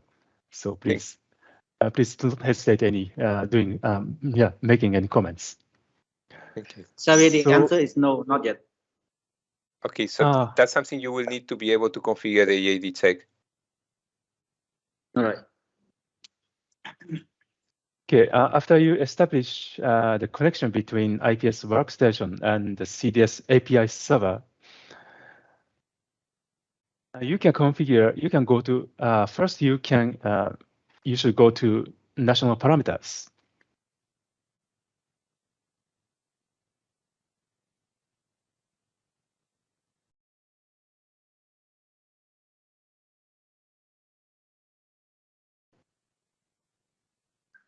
IPS will then expose CDS relevant configurations. For the API, so you need to enter CDS security token and CDS URL for the API server. For CDS security token, you can get it from National Managed Organization Preferences. Here is a CDS security token for the API. And here is another security token for EAD mobile app. If you want to use EAD mobile app, you should use this security token for EAD mobile app. But for security token for CDS API, you use the security token here. And if you want to renew the security token, just simply click New. Then you can get a new security token. Yeah, if you just only if your security policy requires to use a new security token, you can click New. Then CDS will generate a new security token.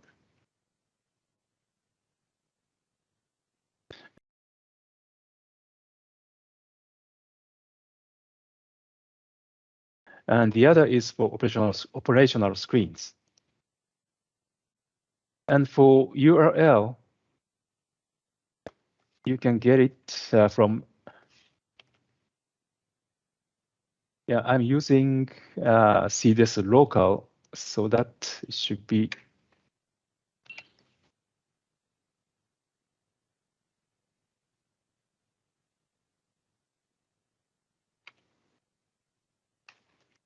where you can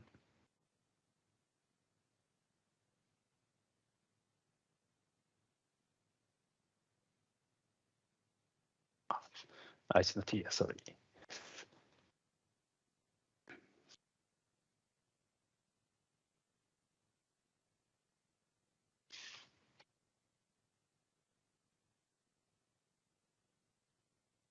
You can directly open the web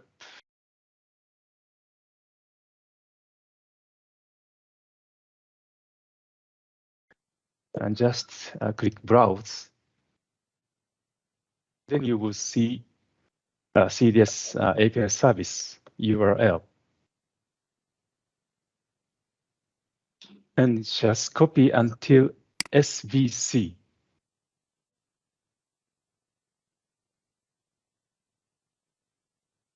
Then copy it, then paste it.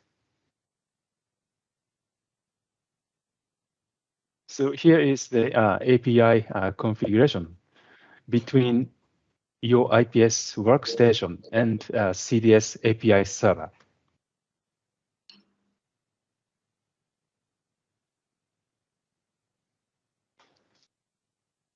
So now this CDS, the IPS and CDS in my environment, the API configuration is ready. The next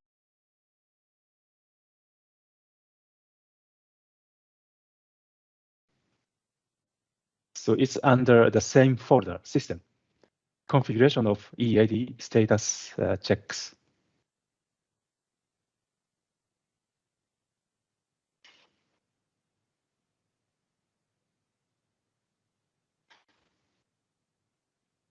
By default, you don't see any configuration, but if you click, if you leave all of them as blank and click search, you can see a default configuration here. Yeah, I have already configured one thing, but you will see default configuration here, and you can add configurations. So just for interest of the time, I will use existing configuration I configured before this session.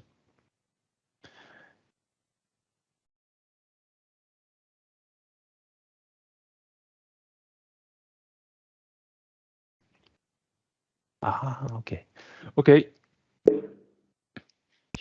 Yeah, maybe, sorry, I changed my mind. I'm sorry for this, but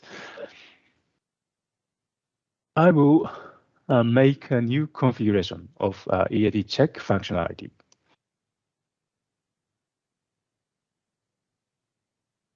Okay. So I guess there's no asterisk beside the name of the fields, so that I think all of them are not mandatory. All of them are optional. But you can set origin country such as Cambodia. In my case, I install IPS as Albanian post, so that I select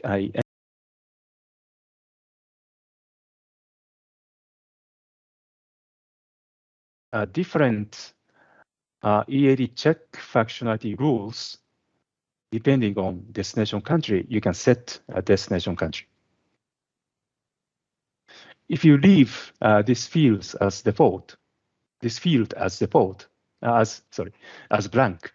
Sorry for this, and IPS will apply this configuration to all of the destinations. And it's simple mail classes. You can configure different behavior on the EAD check functionality of the IPS depending on mail classes, parcel EMS, empty bags, VAPs, and letters. And you can also make specific. You can also make specify handling classes.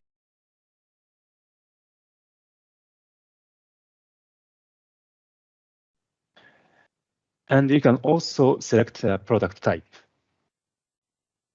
and postal status. So, for example, if you want IPS to check a parcel going to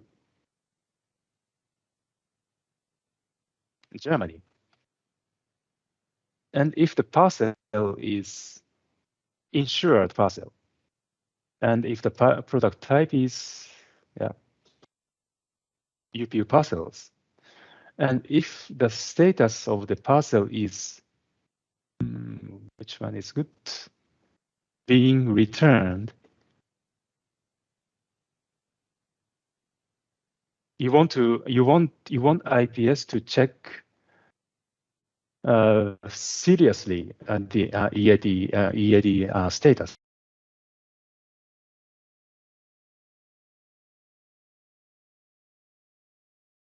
But unless you don't have any preferences, you can leave.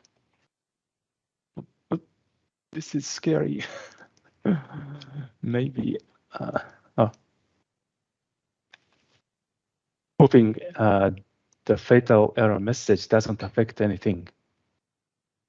Yeah. If you want to for the first phase, if you want to apply general rules for all of the country, for all of the mail classes, you can leave most of things as blank.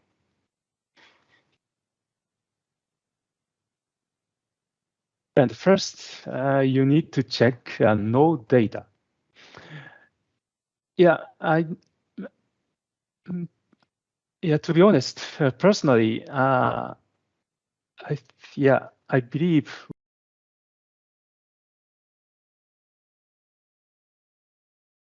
expose this functionality to users because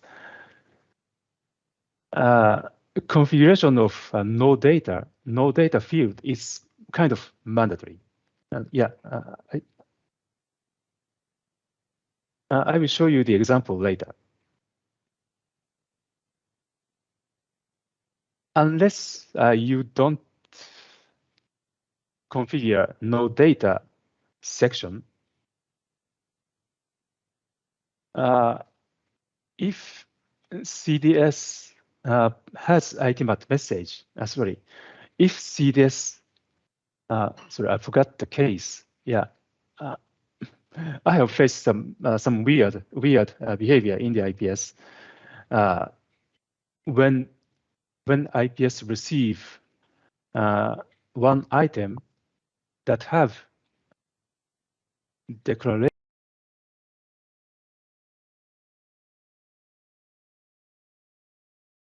later on. Anyway, at the moment, you need to configure no data section in the in this screen. So I select color and I put my message, no data, and no Idmat. So this one is if you configure this section, IPS will give you a warning message if there's no Idmat message in the CDS. And you can select an action by the IPS. So you can select if IPS just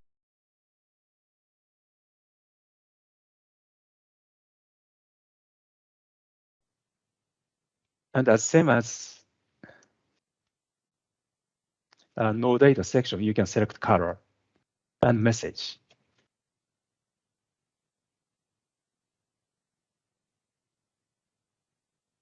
And if you want IPS to block operation, you can tick block operation. And no referrals and do not load, they are similar.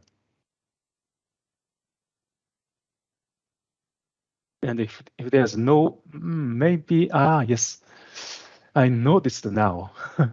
Now I noticed that this message, this title of the tab is a bit misreading. Personally, it should be like no pending referrals.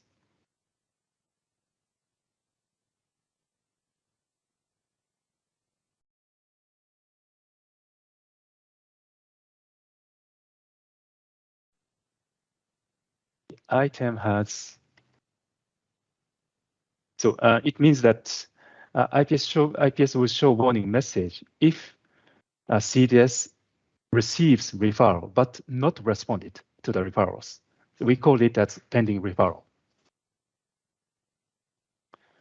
This item has a pending referral.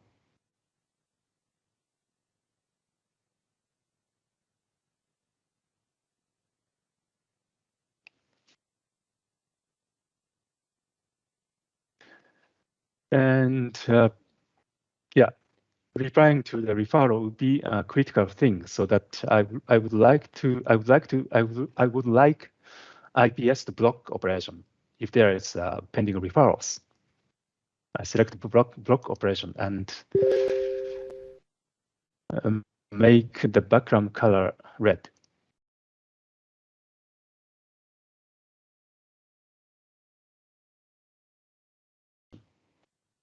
And make the background red.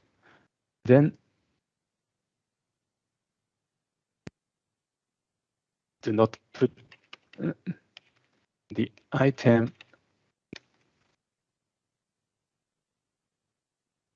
in a bag and block operation and click OK. I see. Yeah. This rule already exists because I've already configured a similar rule here. So, but if you, when you create new rules, you can follow. What I did. You can review the video.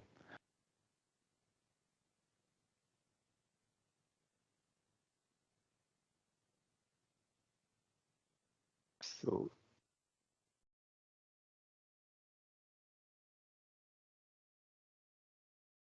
Just thinking how I can simulate and how I can show you some cases. So let me review the configuration I made.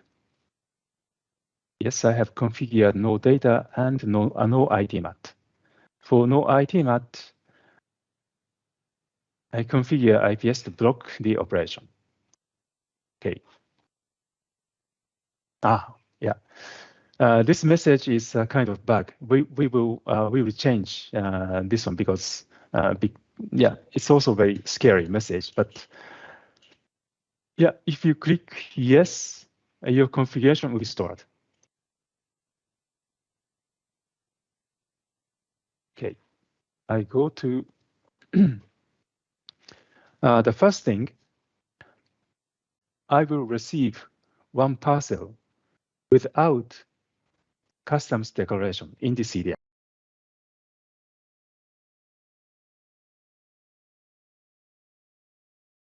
Parcels section and go to outbound and parcels and receive parcels at outward exchange office. I scan a completely new item. I mean, the item doesn't have item, but doesn't have customs declaration.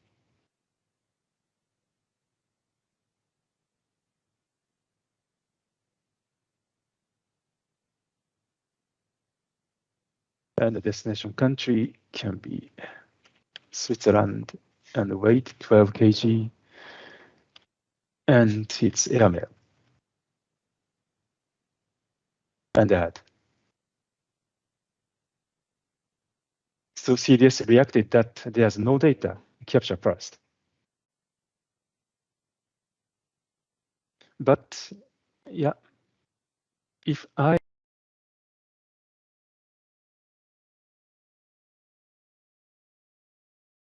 was happening, it was happened in the EMB event. It's same in the EMC event. Okay, let me repeat, and let me go to EMC event. Insert item into the receptacles, into our receptacle.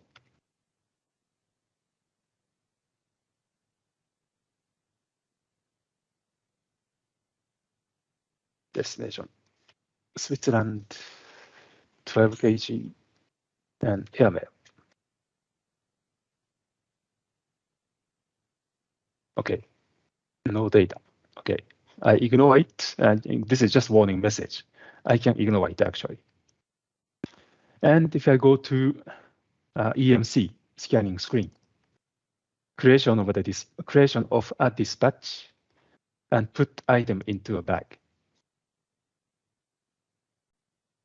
Yeah, I have already had one existing dispatch. I don't create a new one.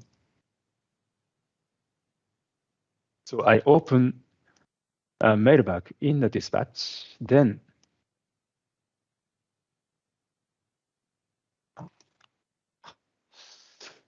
I forgot the item ID. But don't worry, I go to track and trace. I forgot copy the item ID.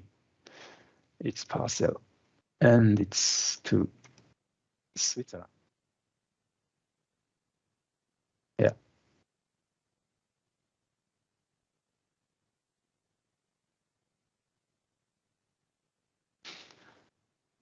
Again, I go to parcels and create and close dispatch.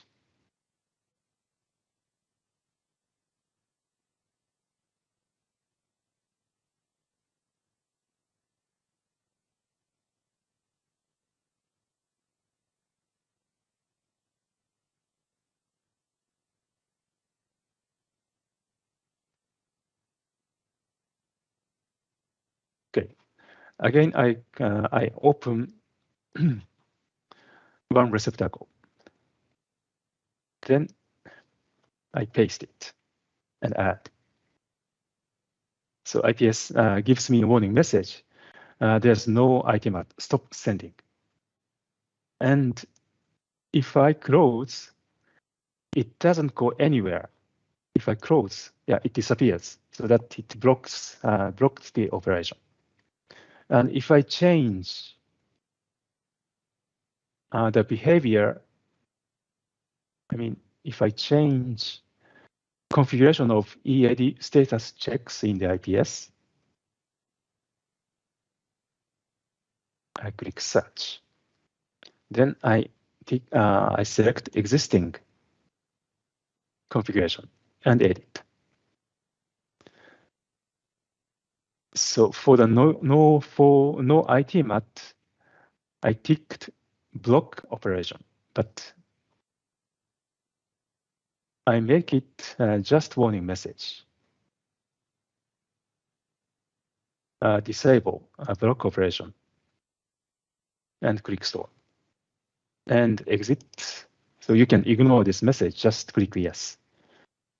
This configuration was stored. Yeah, for this message, we have already discussed with developer so that perhaps the fix will be included in the next service pack of the IPS 2021. So you see the configuration, the modification of the configuration was stored. Even you see a scary message. Then I go again to the parcel and create and close dispatches. And click edit. I will show you some different behavior. So in this case, this is just warning message. If I click close, yeah, IPS push this item to the item list. So you can continue the operation. And if I close this batch, IPS gives me the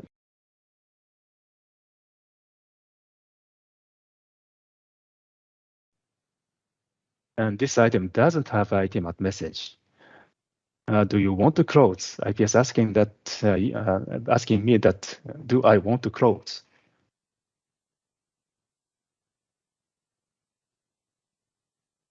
So,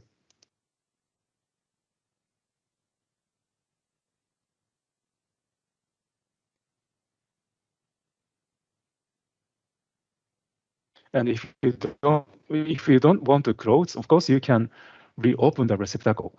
Reopen the dispatch. And yes, I reopen it. Then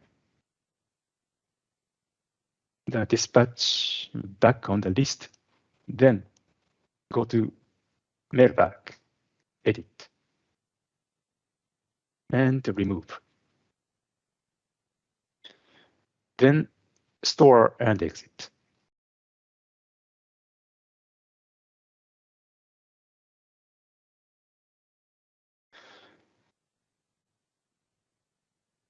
And I will show you, I will use the same item.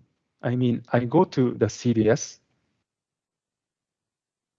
I go to CDS. Where's my CDS? Should be here.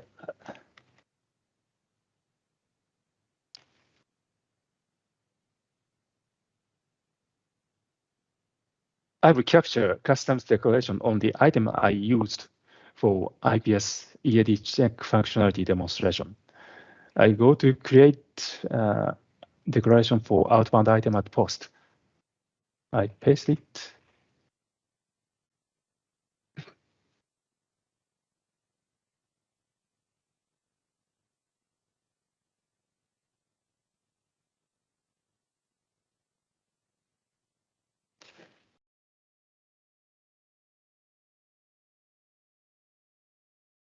Not very good example.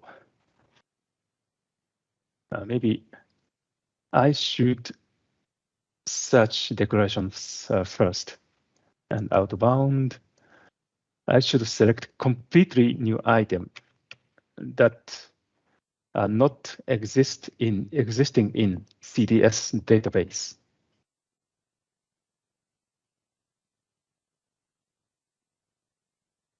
Maybe let me use a different prefix subset of different mail subclasses.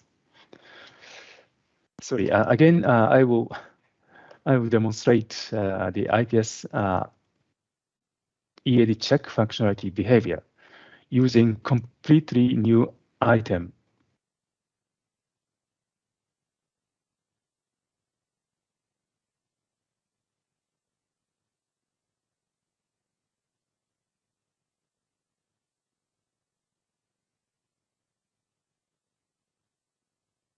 So let me check if I don't use this item in the CDS.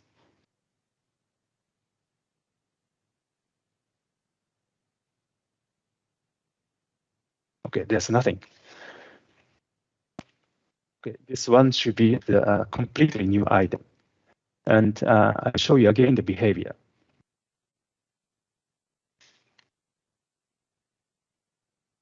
Read first, then. So there's no data, but I can store. Then I go to EMC scanning screen. I open the receptacle and scan it.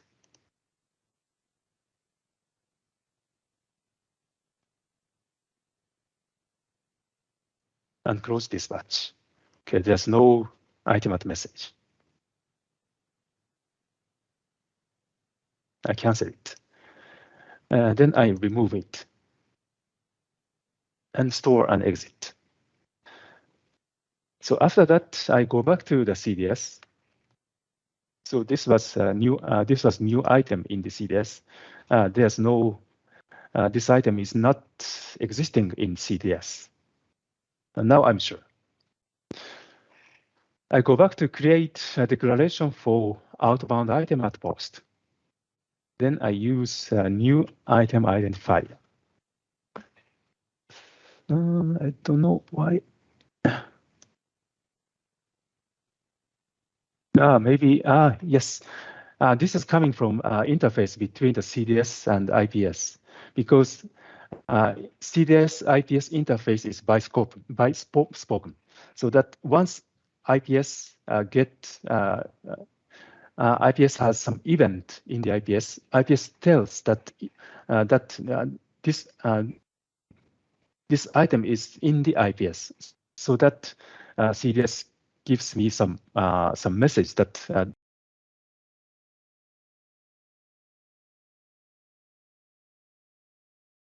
no declaration, so that I can consider that this item is completely new.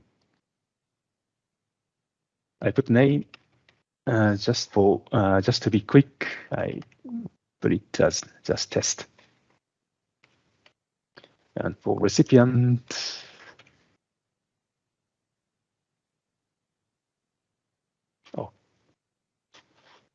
it should not be United States, but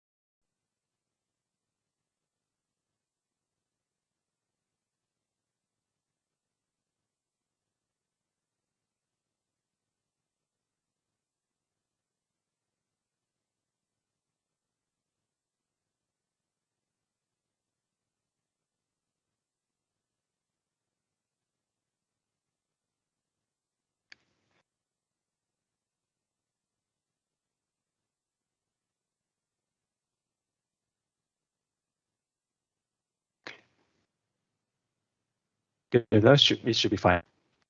And I put content piece.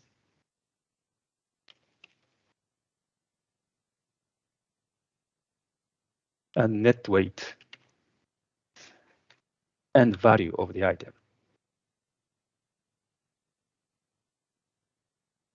And nature of the item.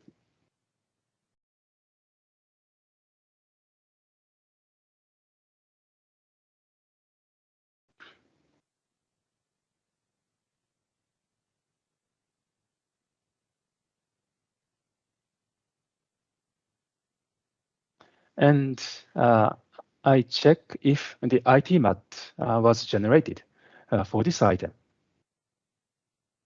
So in this CDS, just for demonstration purpose,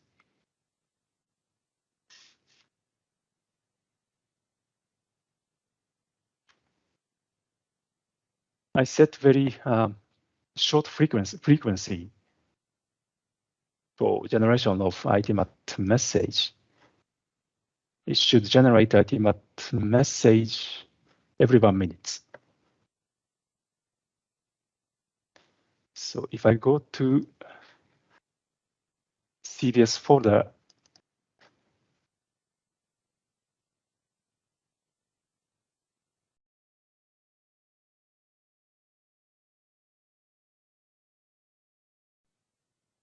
okay, yeah, this one should be the one that have Idmat message for this item. Okay, I copy it. Then I go back to IPS. Yes, I have already scanned EMB and for EMC, and let's see how IPS behaves. So I will insert this item to the IPS. Okay, there's no warning message because there's Idmat message. And close. Of course, there's no EAD security check list.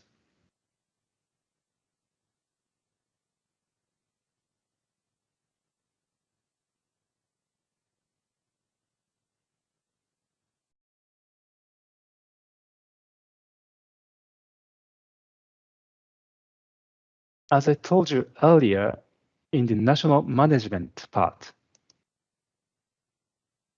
configuration of EAD check status, I told you that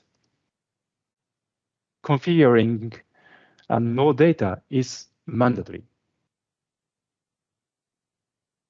If I disable no data, I will show you what is happening. I store it and exit, and I can click yes. Okay.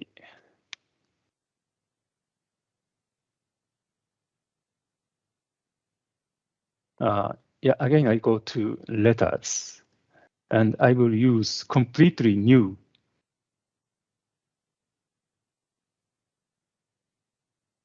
parcel. And I will check this parcel is not in the CDS.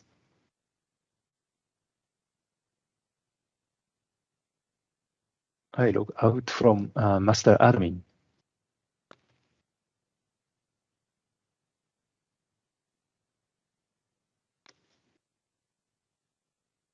Then I go to search declarations and search by item identifier. Okay, there's no results. There's no declaration on this item. But if I scan this item in the IPS, IPS gives the item ID and event to the CDS. So that CDS.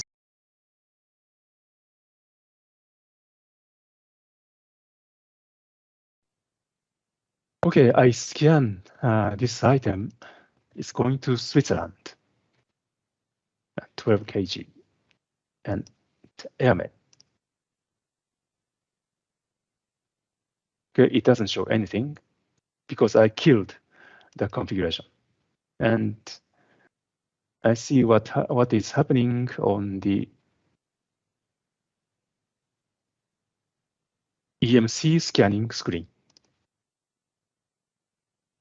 So this is something we need to improve the user interface. But at the moment, could you remember that configuration of no data is mandatory to make IPS work properly? I create one dispatch to Switzerland.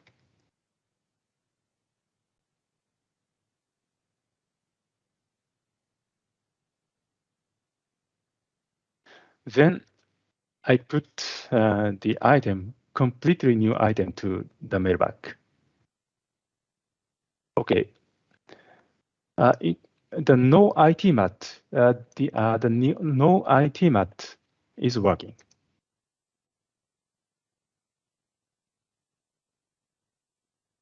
But yeah, now I remember the test case I made before this session.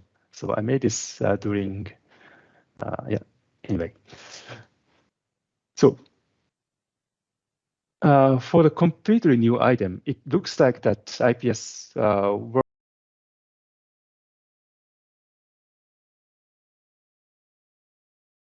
Yeah, now I remember the case.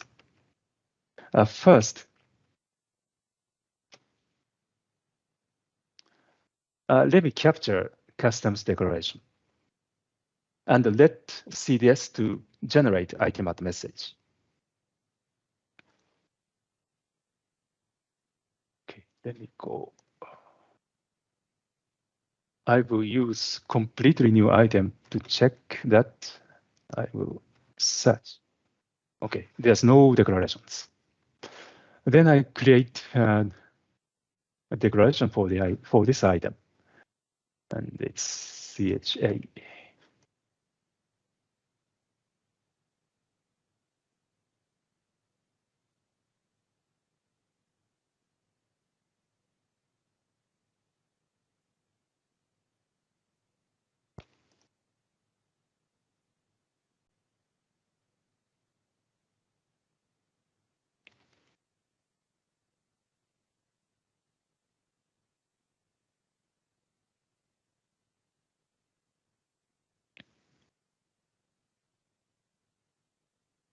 Okay, I completed mandatory sections, mandatory fields, and I click store.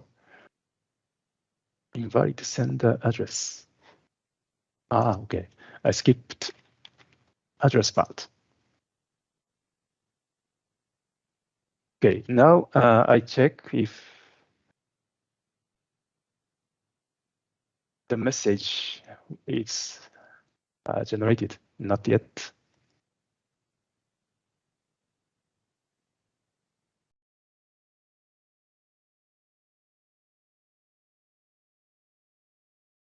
Then the Idmat message will be generated.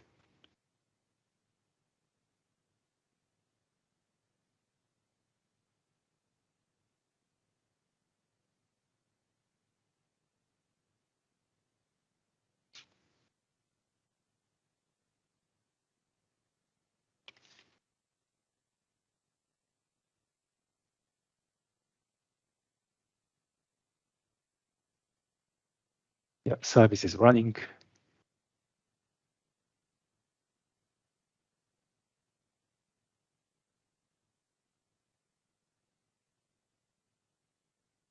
Okay.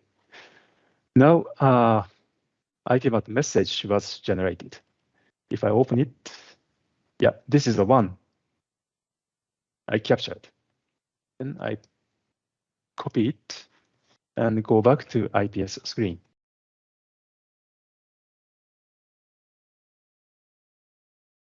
Item has customs declaration, and this item has Idmat. Item was sent for this item as well.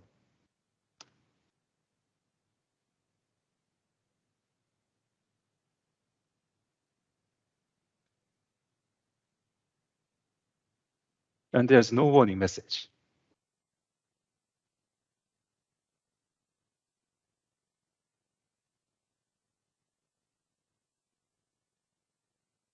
And I will insert this item to this receptacle.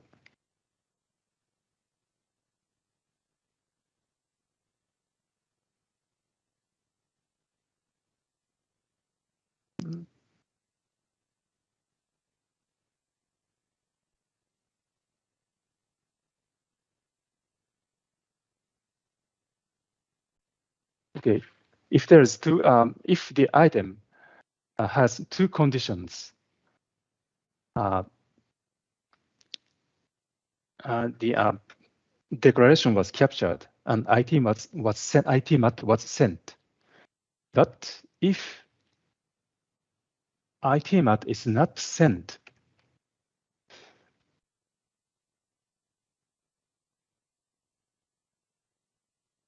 maybe I need to configure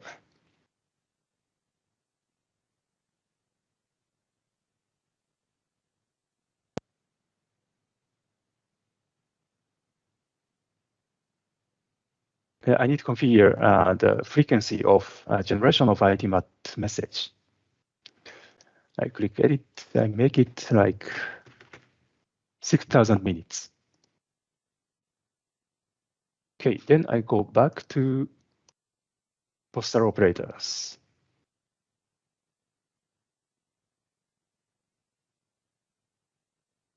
Then I will use completely new item. Okay, there's no data. So this time I capture declarations, but CDS does not generate Idmat message. and see what happened. See what is happening.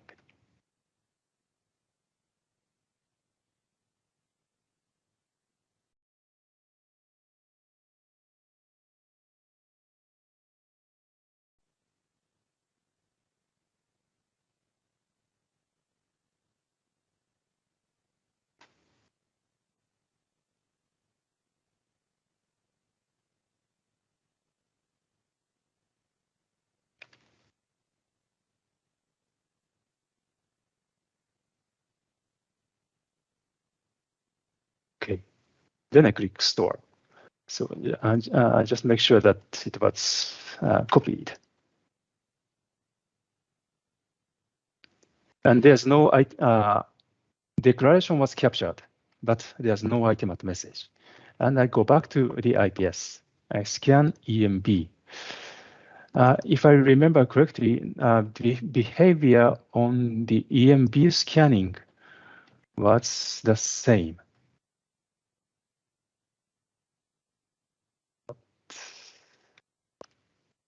Okay.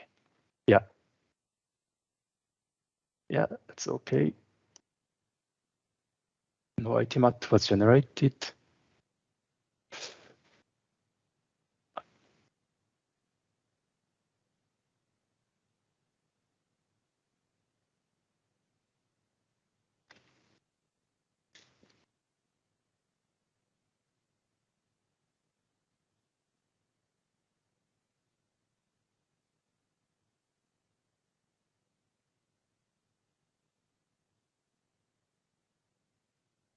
So then let me insert this item.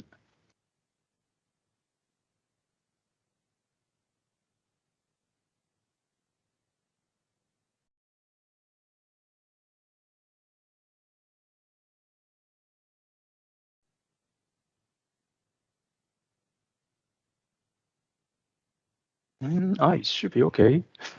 Sorry, let me check. Yeah, actually, I am during the test. I have recorded the behavior in the video.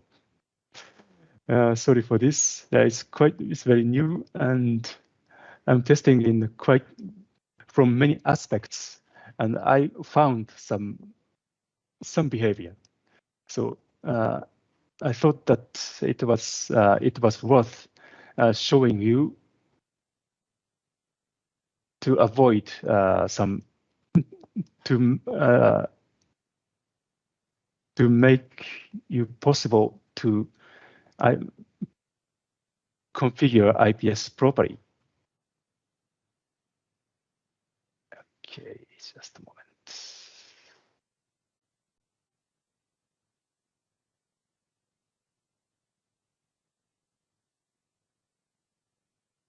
I guess.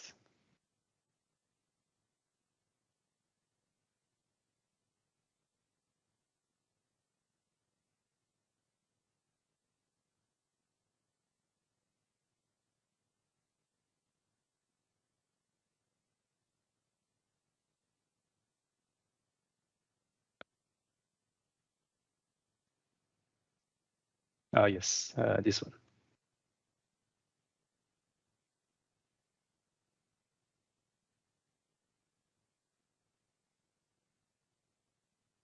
So finally, I found that this was a kind of misconfiguration.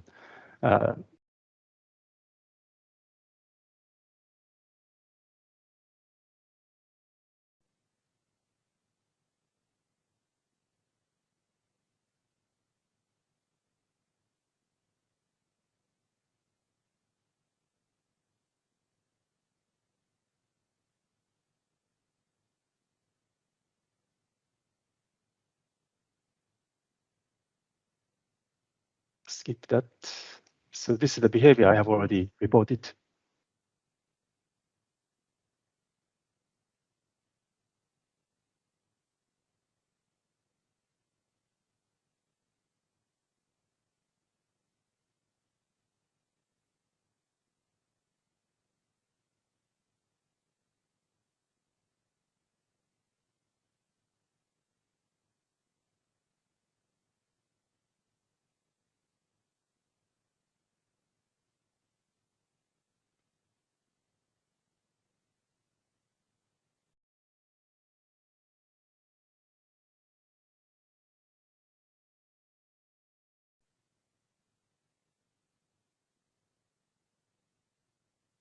Ah, I see. Okay.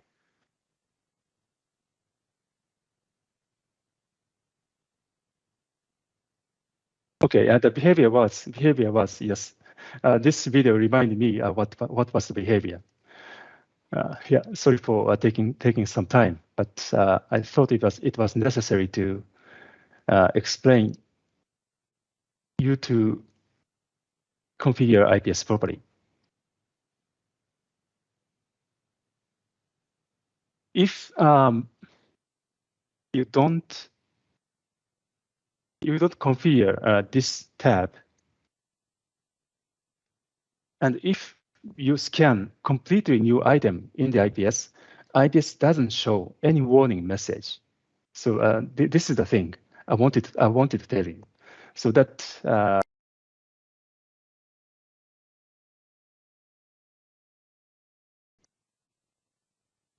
yeah, in my opinion, we need to do some improvement on this. Yeah, on this section to make this screen more understandable to users. So just remember that this configuration tab is necessary to configure. So otherwise, IPS behaves a bit not really properly.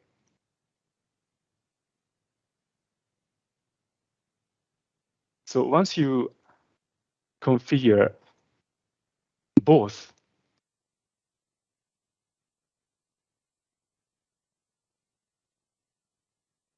no data and no Idmat and no referral and do not load, IPS will work properly.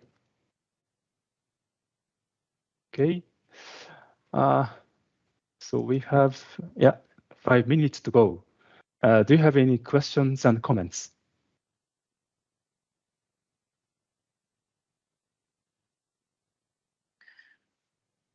Team, any question? Team, any question?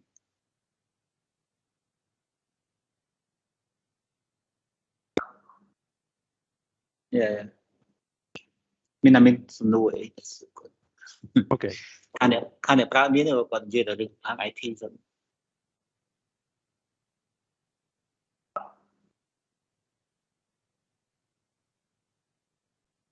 My colleague doesn't have any question. Yes. So I'm just wondering if you understood what I was saying about this configuration screen. It's a little bit not straightforward at this moment, but you will need to configure both. Configure this one, no data, then configure no Idmat referrals and do not load. Yes. Okay. So please, you have some comments.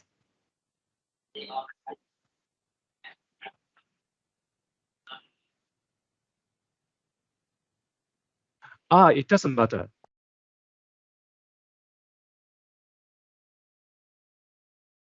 Is not mandatory elements and mandatory event for scanning EMB and EMC. It doesn't matter. So it was just I confirmed with developers that it was because of this configuration. So actually, EMA was not matter.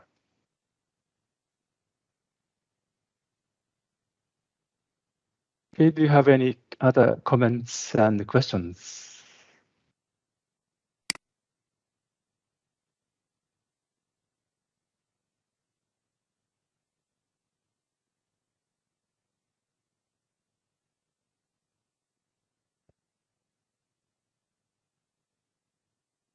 Yes.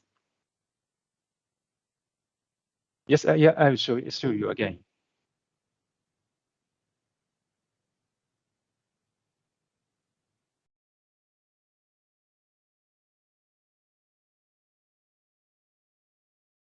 And click store.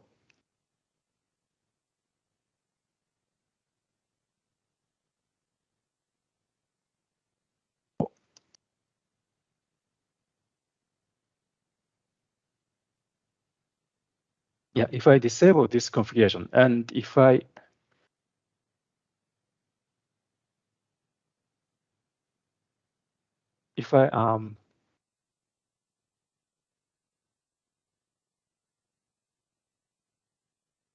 scan completely new item, maybe I can start from the beginning, from EMA event.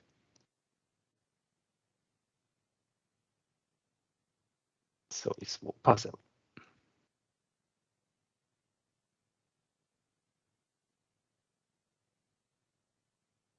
And let me check if this is completely new item.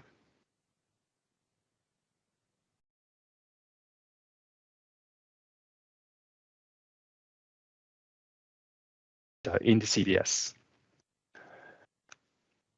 And I go back to the IPS. Yeah, this is completely new item and it's going to Switzerland.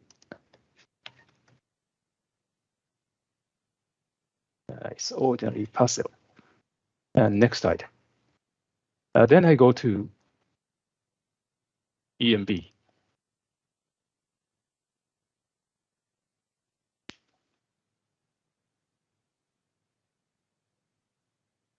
So if I cancel this parameter, I mean, sorry. There's no warning message, and even EMC event.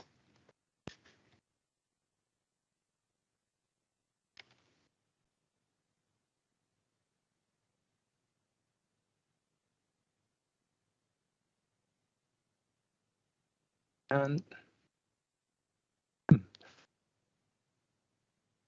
so, oh, sorry, it worked. Just a moment.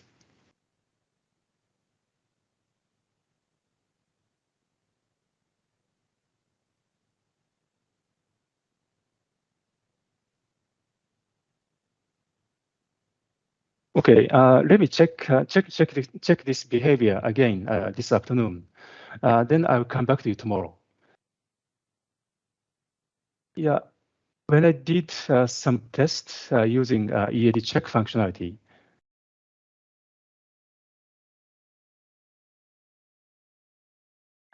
but let me check it this afternoon, and I'll come back to you tomorrow afternoon on your time, at your time. Would that be okay for you? Yeah, thank you. Yes, it's okay for us. Okay. I'll let me check it. Do you have any comments and questions so far? We have no other questions. Let me go around the table. Bom.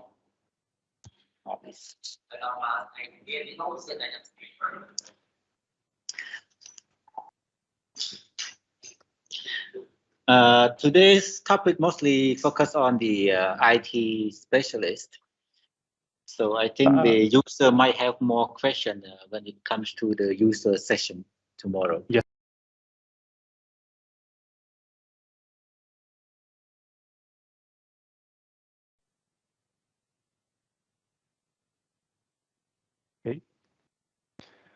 Okay. Do you if you don't have any question, I will close the session. Okay. Is it okay for you? Let me stop recording. Yeah, thank you very much for the instruction today, and we'll see you tomorrow. See you tomorrow. Okay. I will check the behavior and come back to you tomorrow morning, tomorrow afternoon. Thank you, Javier. See you. Thank you. Good day. Okay. See you. Thank you. Bye.